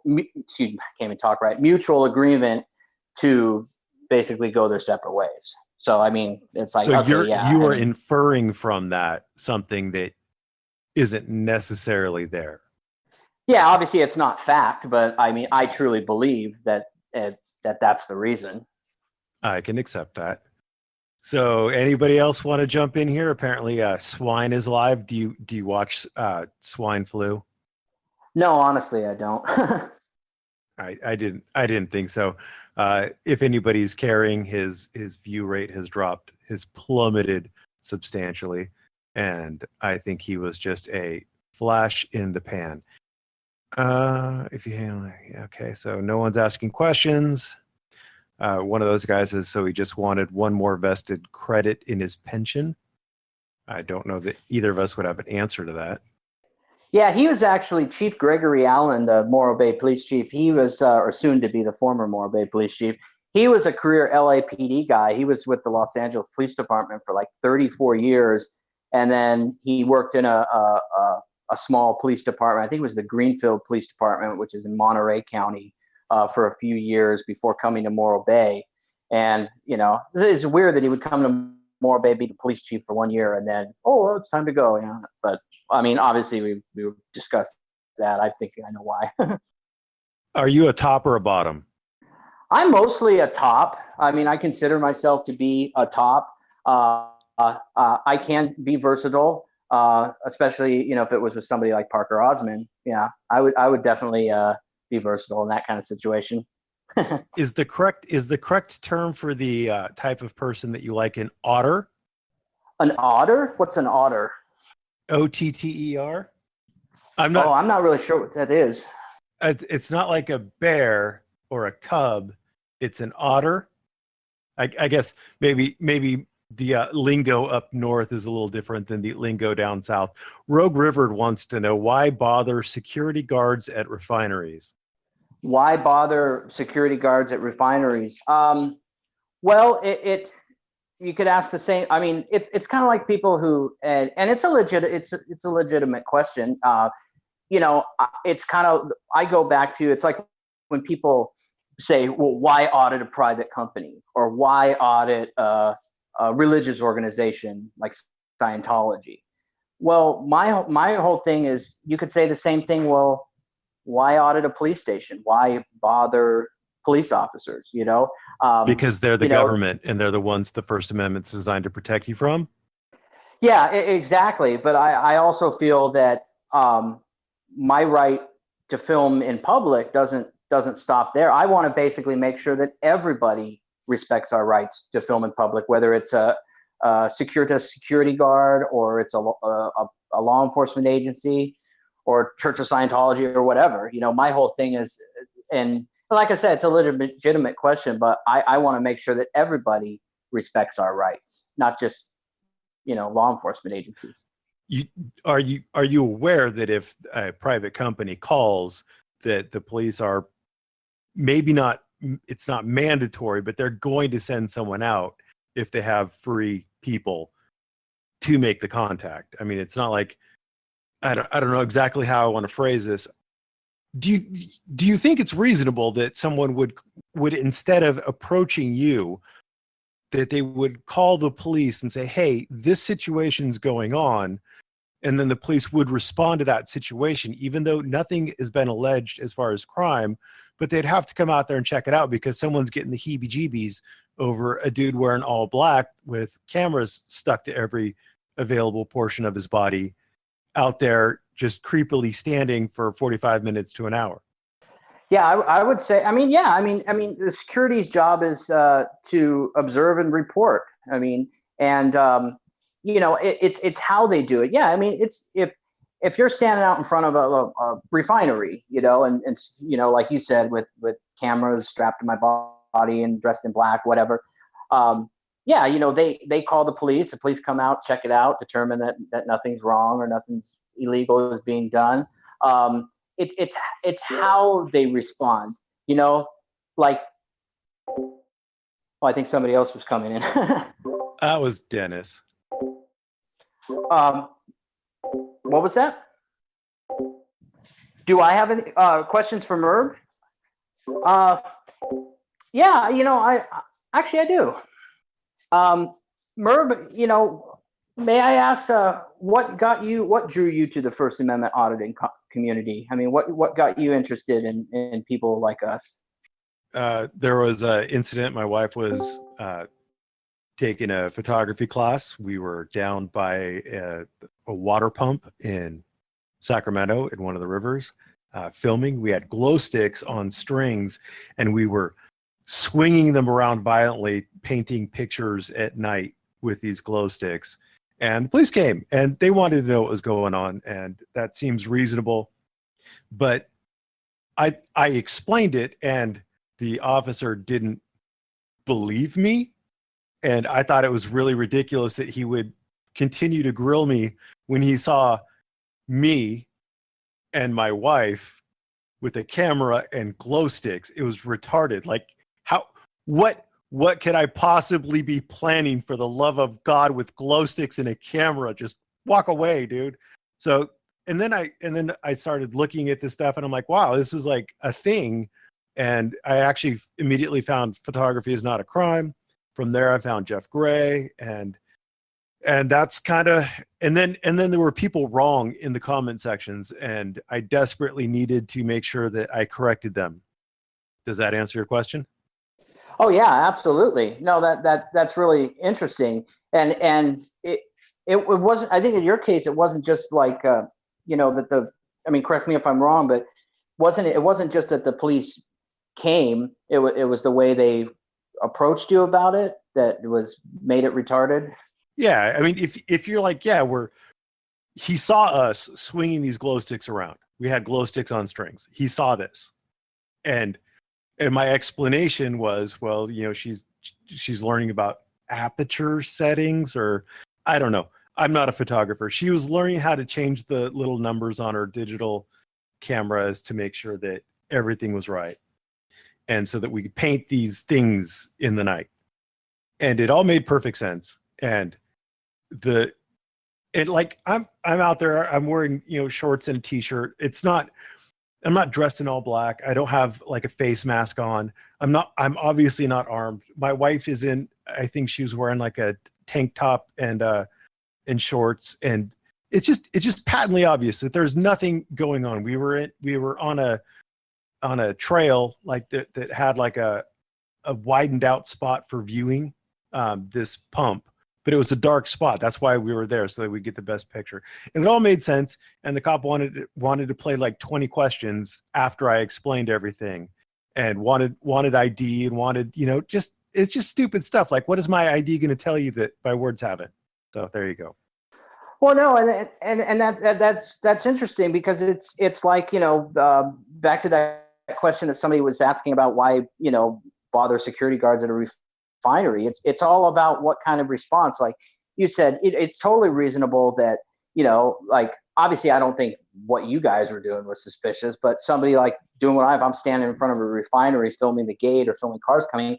Yeah, it's reasonable that security, makes a phone call, and that, because they have concerns, or maybe other people have seen me and have called security. So it's all about how they approach you. Like the consulate, the Guatemalan security guard at the consulate, if he would have just came out and said, excuse me, sir, we got word that you were filming. Can I help you with something? Do you have any questions? People were just kind of curious. That would have been perfectly fine, but obviously he didn't do that.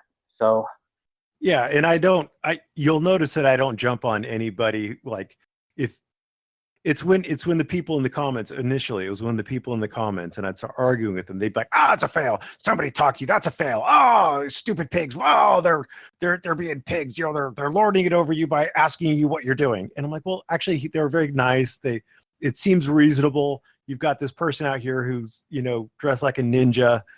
You know, I would if I was that cop, I would want to know what the hell's going on, and I would want some better explanation than I'm exercising my rights. I could understand it." Yeah, it's just how far are they going to push it? You know, I mean, it's kind of like First Amendment test. You know, his most recent video, which is actually kind of a audit / comedy type video, but you know, the security guard was trying to ID him, and because he was the security guard kept saying, well, this is what terrorists do, you know, and you know, First Amendment test was just like, oh, so you're an expert on terrorists, and he asked him, well, how is my showing you my ID going to determine whether I'm a terrorist or whether I have malicious intent? You know, it's not.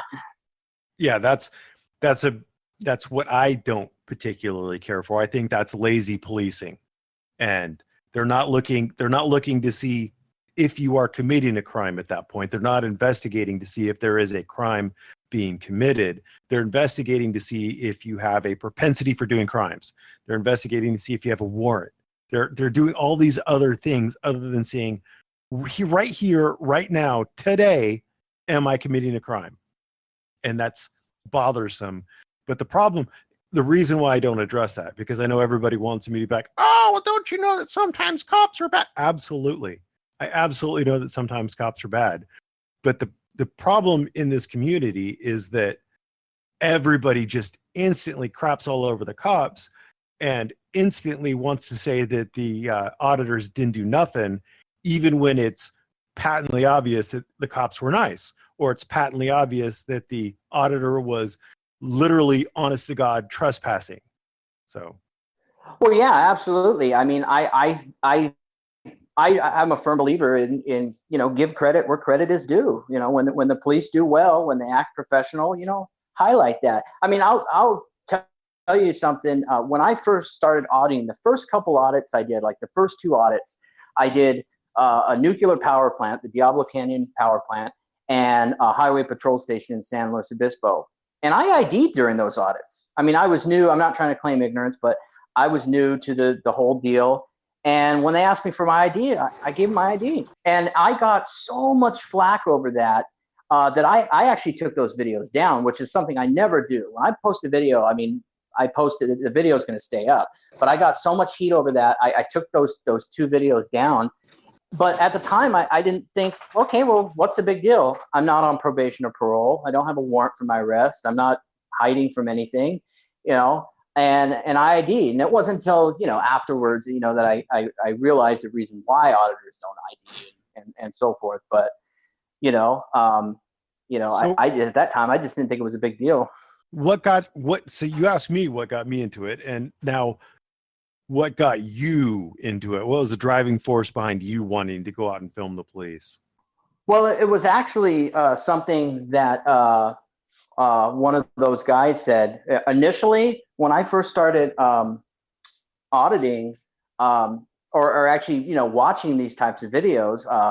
It was for entertainment purposes. I mean, I thought they were interesting and entertaining, and you know, I mean, I definitely didn't consider myself an activist at that time or anything like that. I mean, I don't know if it was the very first audit that I saw, but one of the early ones that really prompted me to be like, hey, I want to try this was First Amendment test audit of the Chevron refinery in Richmond, California. You know, that one, when I saw that, I went like, whoa, you know, I mean, and then it got me thinking like, well, he's not on their property. I mean, who can say whether you can take pictures of something in public? I mean, and even going back before that, I always assumed that you couldn't film the police. I didn't know that you know, you could. I mean, yeah, you can't walk right up to them and stick a camera in their face, but you can film them from a reasonable. I didn't know that, you know. And once I started doing it, and you know, I connected with other auditors and other cop watch people, that I became more passionate about it. But initially, it was just thought it was entertaining and amusing, and but then when you see these types of incidences where people get assaulted and things like that, you go, wow, and so as time went on, I became more passionate about it. So Dennis wants to know, he wants me to ask you a tough or controversial question. So feel free to not answer this, but how big is your penis? Well, what's below the waistline is reserved for paying customers. Yeah. It's kind of like when it's kind of like what Ace Frehley of Kiss told Tom Snyder on the Today Show back in 1979. He said, anything below the waist is reserved for paying customers. Speculative Vlogger wants to know if you feel the Fourth Amendment is further eroded than the First Amendment. Oh, I mean, I don't know. I mean, what does he mean? What does he mean by eroded? I'm assuming that he means that the protections have been stripped down further and further with subsequent rulings, more for the Fourth Amendment than for the First Amendment. Yeah, I mean, I don't know. I mean, I think it's there's, it's kind of like, well, I mean, and you're a lawyer. I mean, it's. I remember something that a lawyer told me. Actually, it was my attorney. He said something to the effect of that there's always a loophole, no matter what the law says or what. Oh yeah, you have this spring. You can always find a loophole, and the prosecutors do it too. They say, okay, you have these, like, remember the case of do you remember the Menendez brothers, Lyle and Eric Menendez, the Yes. two brothers that shot their parents? Yeah. What kind of broke that case was, I know I'm kind of going off on this, but what broke that case was when Eric Menendez, the younger brother, went to see his psychologist, Dr. Jerome Oziel, and copped out to Dr. Oziel, confessed to him. And Dr. Oziel eventually got Lyle to come in and talk to him. And eventually he was able to tape their confessions. And Leslie Abramson and their defense team fought for like 3 years trying to get those tapes ruled inadmissible.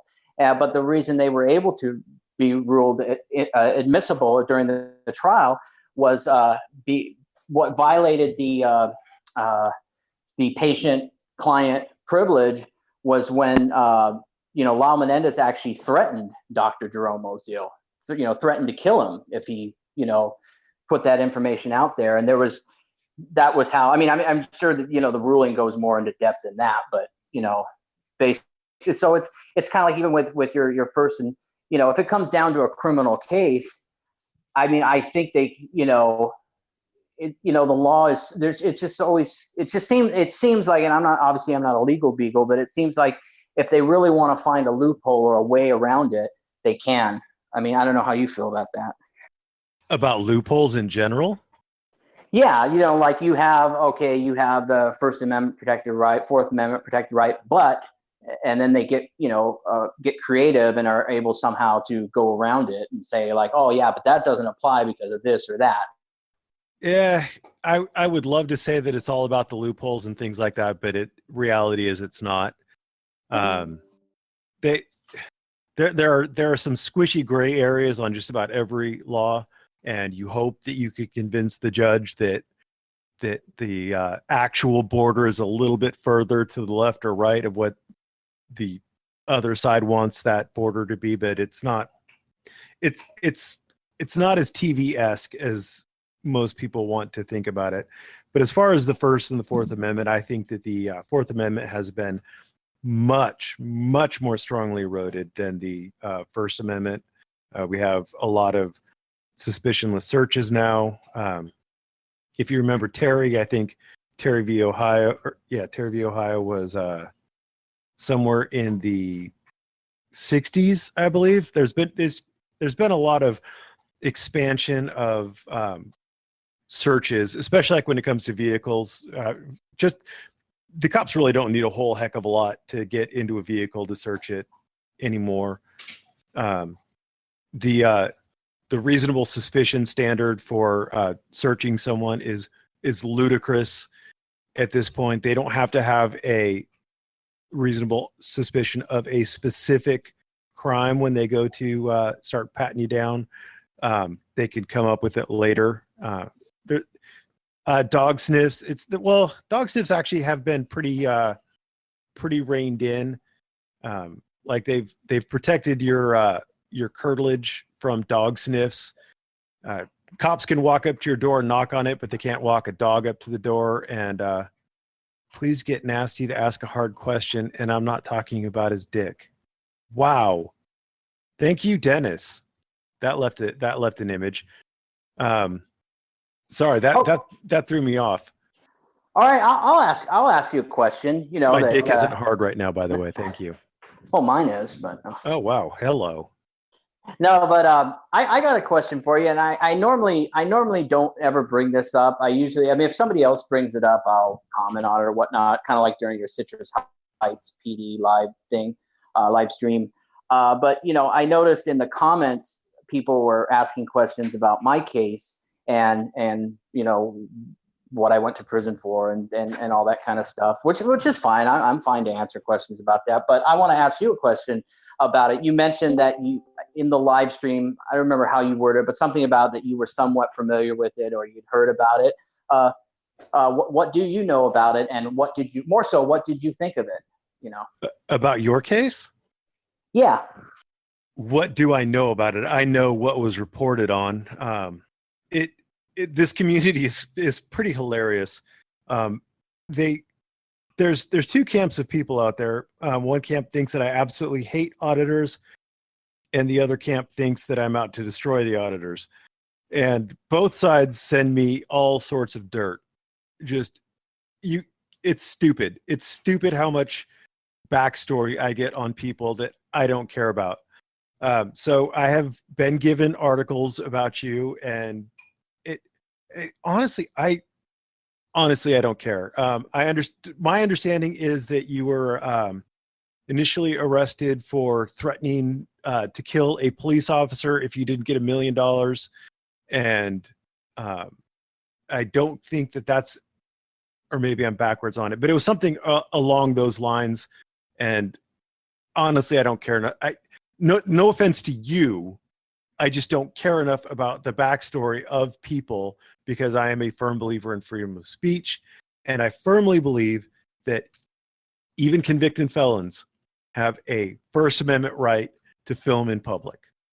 No, that's great. No, thanks for answering that. It just, I see these, it seemed like some of the people's comments, some people have seemed legitimately curious about it, and other people just seem like they kind of use it as a means to attack me. Like every now and then I'll get these people that, especially after Morro Bay, that would post comments like, you know, Google Nathan Thomas Plotner and copy and paste it everywhere and things like that, you know, which I just, whatever, you know. But, you know, it's kind of like, you know, there was that, and, you know, then mixed with the people that are just curious about it. And when I heard you make that comment that you were somewhat familiar with it, I wasn't sure if you were interested in it or whatnot. I don't, if you want to talk about it, it's fine. But I don't necessarily think that you will stand to gain anything from it. There is a certain group of people, like I said, who just anything, they'll try to use anything against you. Like apparently I am a paralegal. Apparently I am a drunkard. Apparently I have been trying to pass the bar for 17 years. Apparently I believe I'm a master lawyer. I mean, it's just whatever they can use against you, they're going to try to use against you. So I don't necessarily think that you should feed into it. And that's why I mean, if there's a point to be made, I will use these things to make a point. But that's as far as I'm willing to go with any of these kinds of things. No, that's cool. No, I appreciate that. And you know, just like a final thought on that, unless anybody has any questions about it. You know, the victim in my case, which I don't know if you know this, I've seen some other people comment on it, and the victim of my case, which was a Pismo Beach police officer, 2015 was actually indicted for perjury, for falsifying police reports. I mean, that had nothing to do with my case, but he ended up getting into some legal trouble himself. So he obviously wasn't a goody two shoes. Well, there goes that narrative that the police officers get to lie on the stand with impunity and they never run into any trouble about it. Yeah, I know. Interesting, huh? Life is always quite a bit more complex than fantasy. And, I know you were convicted of it, but I would never say that just because you were convicted of it means that you did it.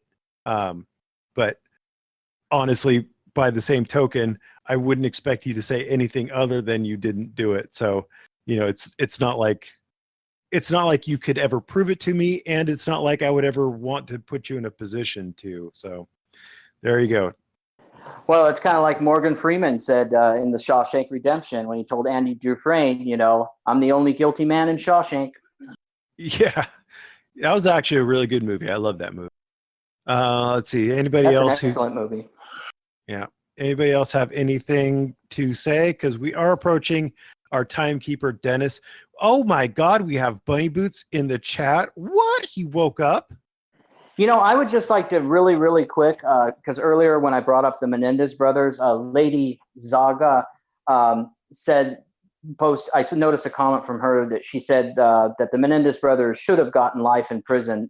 They actually did get life in prison. They were each sentenced to life in prison without the possibility of parole. So I just want to answer her question real quick. She said they should not have gotten life. Oh, okay. I stand corrected. They should not have gotten life. I'm sorry, Lady Zaga. I read that wrong. So that's a good question. Do you believe that prison sentences act as a deterrent to crime? Wow, that's a good question. I know. I wonder about that because, like, for example, when I was incarcerated in the fine California state prison system, I met guys that had been there. Like I met this one guy who went by Neckbone. I mean, that's obviously not his real name, but and he was an older gentleman, and he had been through this. I mean, God, I think he had spent more than half of his adult life incarcerated in all these different states, and I mean, he had done some hard time. Like when I met him, he was doing 17 years with 85% on a robbery.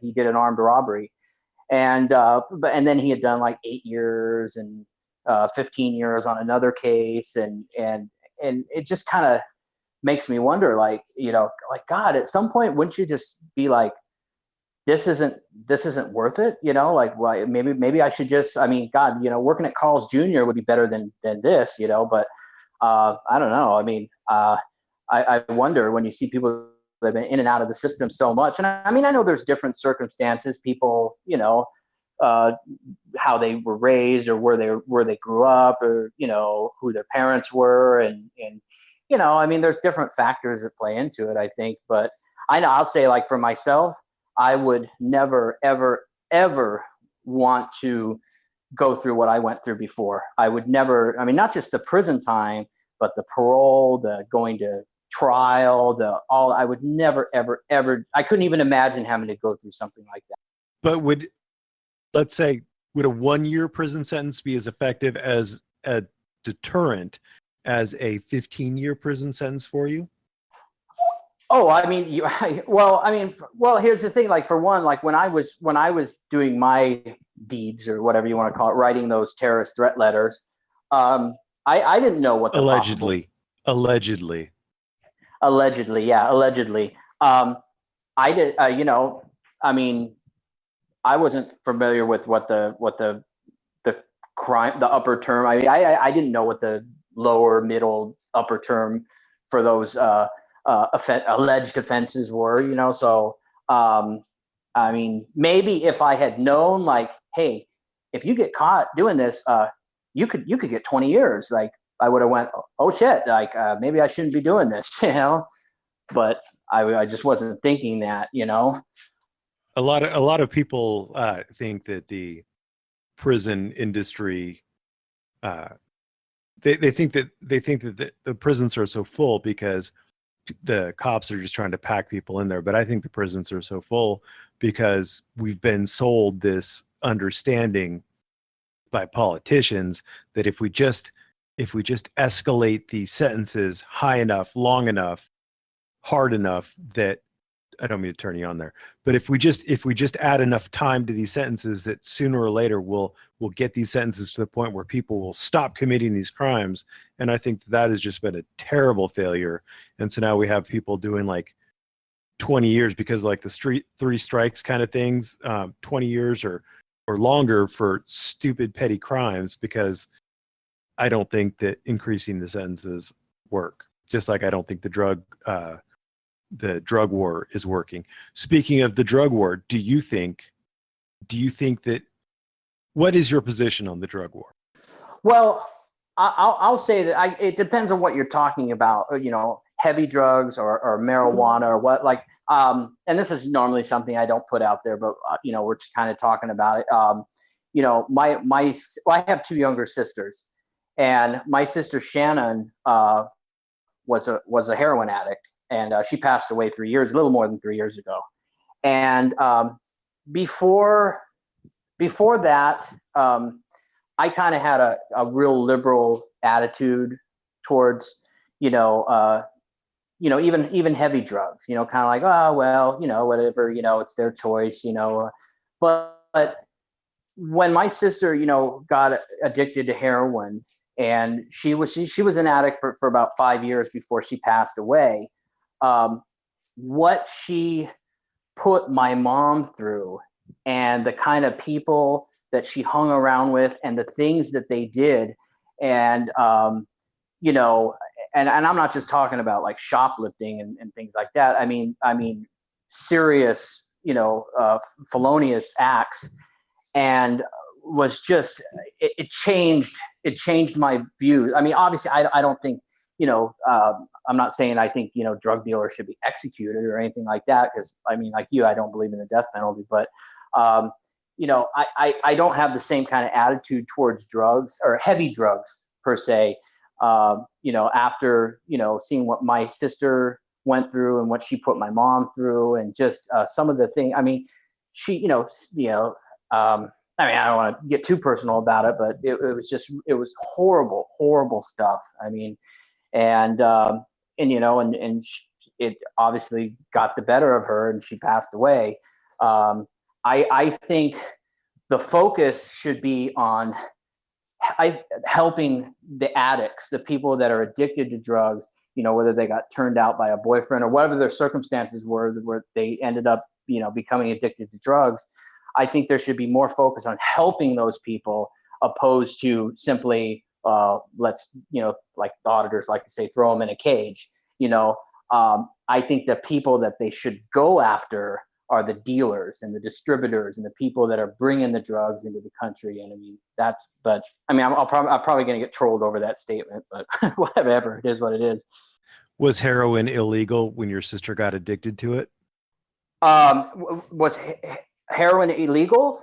I mean, yeah, I mean, I believe it's always been illegal here, hasn't it? So it was illegal when she got addicted to it. Was it hard for her to get?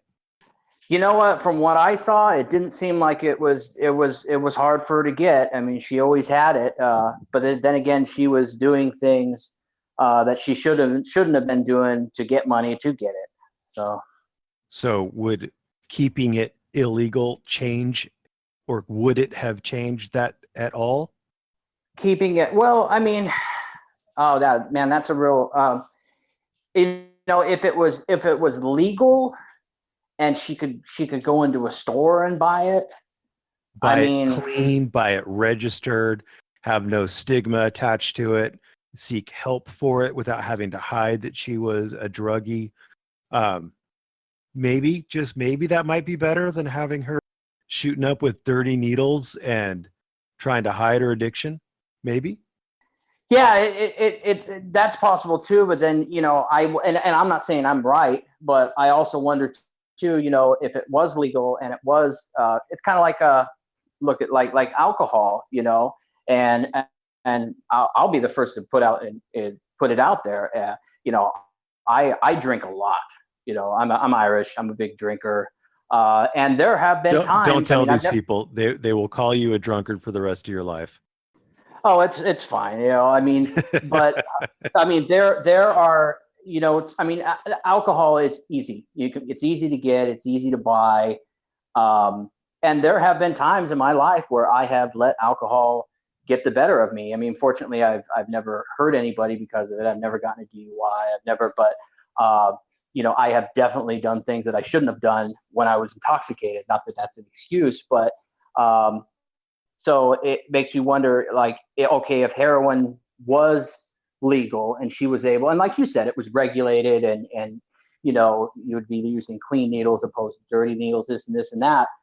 But still, it would have, you know, it's still, you know, she's putting something in her body that can do her harm. And, you know, like I said, she overdosed. And, you know, even if, like, let's say there were regulations on it, like, oh, you can only buy so much a day or a week or whatever like that, you know, people would still get it. It's kind of like one of my, a good friend of mine I know who was he was a recovered heroin addict. He told me, he said, the difference between meth addicts and heroin addicts are this. He said, meth addicts are scandalous. Heroin addicts are treacherous, because he said, when you don't have that heroin, you're going to get sick and you're going to be in a lot of pain and you're going to do whatever you can to get it. So, you know, that's a tough one. I think we all understand that drugs are bad. Okay. But I think where I draw a different line than you is that prohibition has never worked. It hasn't worked for anything that we've ever tried to prohibit. We've tried to prohibit prostitution, hasn't worked. We've tried to prohibit homosexuality, hasn't worked. We've tried to prohibit alcohol, hasn't worked. Drugs, hasn't worked. Nothing prohibited has ever worked. So prohibition is pretty stupid. I strongly believe we should punish things that harm other people. So, like, obviously having a law against murder isn't going to stop people from murdering, but we should still obviously catch and hold murderers so that they don't go around murdering. But drugs, I don't think I understand where you're coming from. Drugs ruined your sister's life and took her life, and I understand that, and it's tragic, but I don't think that making it illegal or keeping it illegal would change that at all, ever, for anybody. No, and that's a valid argument. You know, I guess it's hard to say. I just, you know, I just wish my sister was still around, and I wish she hadn't have had to go through what she went through and what she put everybody else through, and as a result of her, you know, being able to get drugs and stuff. So, yeah. On a lighter note, have you ever tried Angry Orchard's Iceman cider? No, I haven't. You know, be honest with you, I never have really been a big fan of the Angry Orchard cider. I've always been more, but when it comes to that, Smirnoff Ice, I've always liked, especially when they had the Arctic Berry. I wish they'd bring back the Arctic Berry, but I've always liked Smirnoff Ice. Gay. That was some heavy stuff. That's some heavy stuff right there, huh? Like 5% alcohol. Well, if you ever get a chance, you should try Angry Orchard Iceman. It's like $15 to $20 a bottle. It is amazing. So what is your alcohol of choice? Did I lose you? Oh no. It's over. Anybody else have anything you want to say then, since Nasty Nathaniel has apparently lost his connection again? Can you hear me now? I can hear you now. Oh, okay. Dennis, you got to try harder, bro. Oh, it's Panty Dropper. Panty Dropper? Wow. Oh, you should try it. It's a total panty dropper. I don't know if you wear panties. I don't really care. But if you do wear panties and you drink it, they will drop. Oh, well, yeah. Well, hey, if I can get Parker Osmond to drop his panties, then maybe I'll give it a try. Do you think Parker Osmond is the kind who would wear panties? No, honestly, no. I think he's more of a masculine type. So you get a little beard burn? But I wanted to tell you, you asked me, I think this was when you lost, I guess maybe I wasn't pressing the talk button or whatnot, but my favorite drink in the world is a margarita on the rocks. Do you like margaritas? I do not. Oh, really? Wow. I thought everybody liked margaritas. If I'm going to drink a mixed drink, it's going to be a Long Island iced tea. Other than that, I would much prefer just the beer, wine, cider. I'm not I don't like sugary drinks, if that helps. Oh, okay. No, that's interesting. No, I've just always I've been a huge, and I really like a good quality tequila. I don't mean just like Jose Cuervo Gold or something. I mean like a good a good real smooth tequila. I love tequila. I used to love tequila, and then I had a bad tequila experience, which I think everybody's had at least one of. But I figured out I was smart enough that I was like, I'm done with tequila. Yeah, it's funny because I used to, the alcohol that used to really make me sick was vodka. For some reason, I just really vodka would make me sick, but tequila always I always did really well with the tequila. I loved the taste of tequila when I was a young man. The actual I love the actual taste of it. You pour it in a shot glass and you drink it, and I'd be like, that actually tastes good. And then one time I went too far, and now the smell of tequila just. Ugh. All right. Well, I don't know how much time we got left, but I want to ask you a question about a case, and it'd be really interesting to hear it from an attorney's perspective. I've already brought it up once earlier. I've always been really into true crime and following real cases and high profile cases and stuff. As an attorney, what did you think of the case of the Menendez brothers, of Lyle and Eric Menendez? Did you follow that case, or I honestly haven't. I am not a fan of true crime, so I do apologize on that. Oh, okay. Well, I just always, it's interesting to hear, attorneys talk. Like I like watching the videos, interviews with attorneys talking about not like necessarily cases of people they've represented, but other cases, comment on them, like Vincent Bugliosi, who was the prosecutor that handled the Charles Manson case. He writes true crime books about cases that he's handled, both as a prosecutor and as a defense attorney.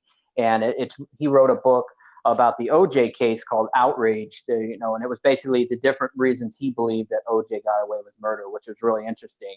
So that's why I asked you that. OJ1 and Vordier.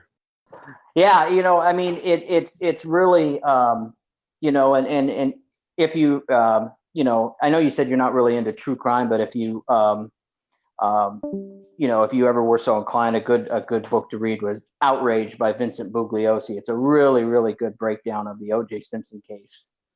But you don't need a breakdown. OJ1 in Vordier.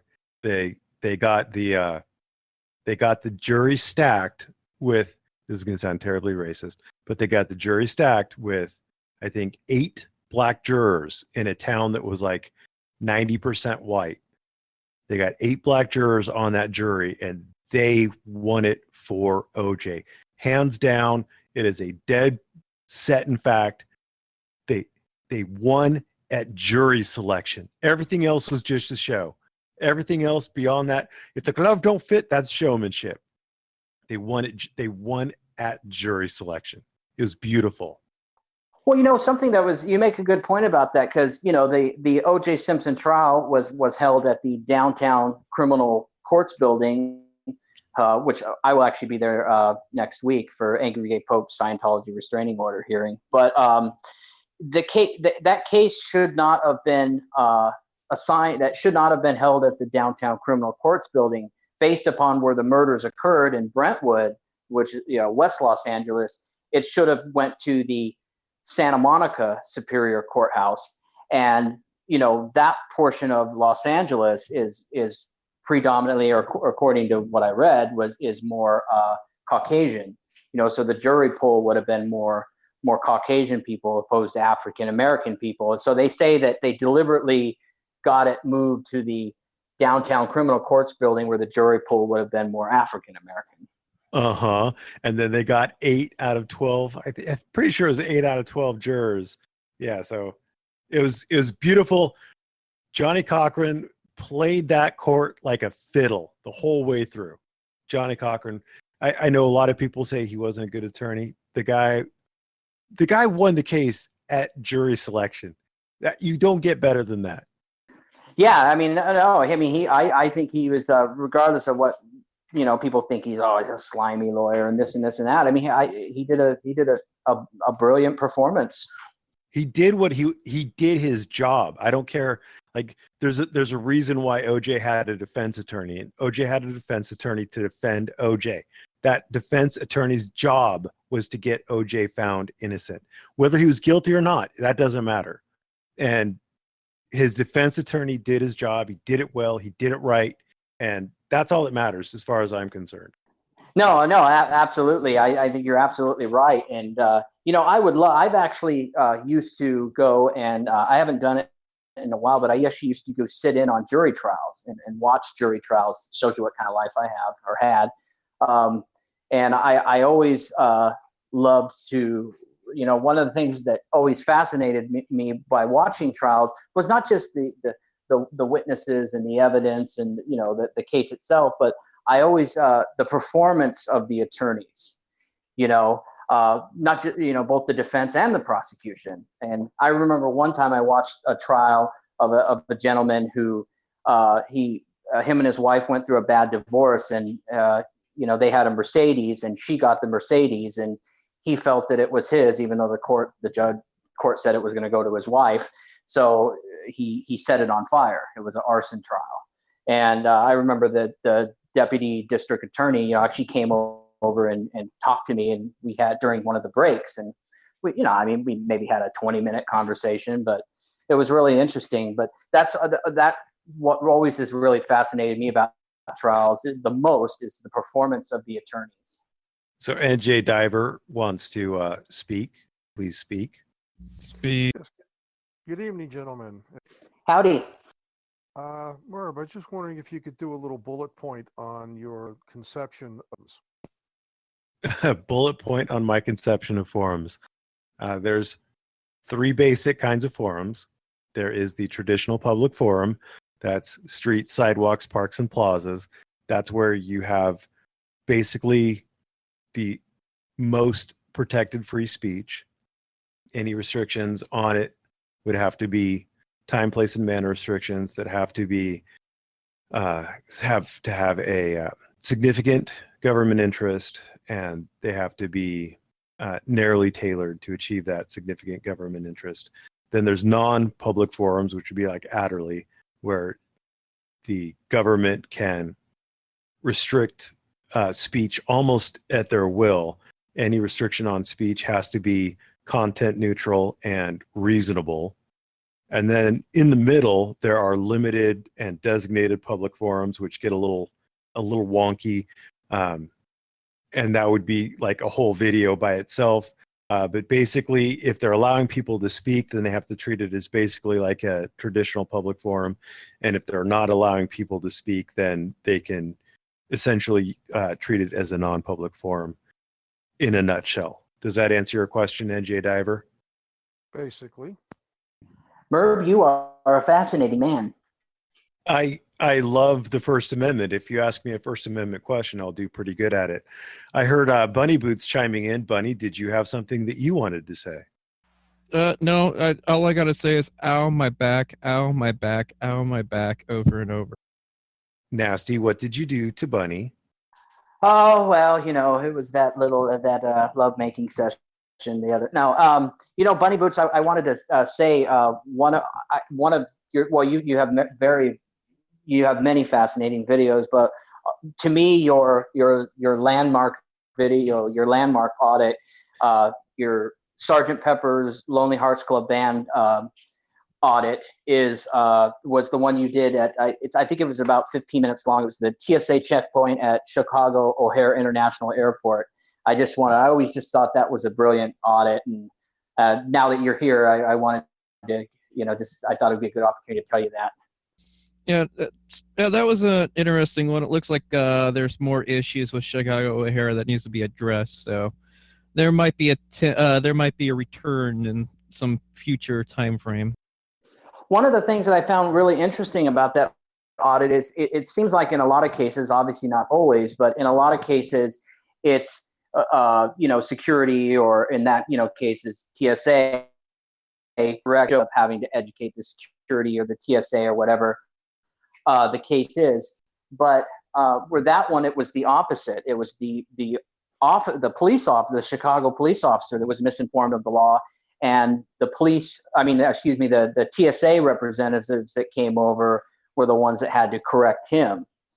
Actually, he was misinformed by TSA agents beforehand. By the uniformed TSA agents, yeah. Yeah.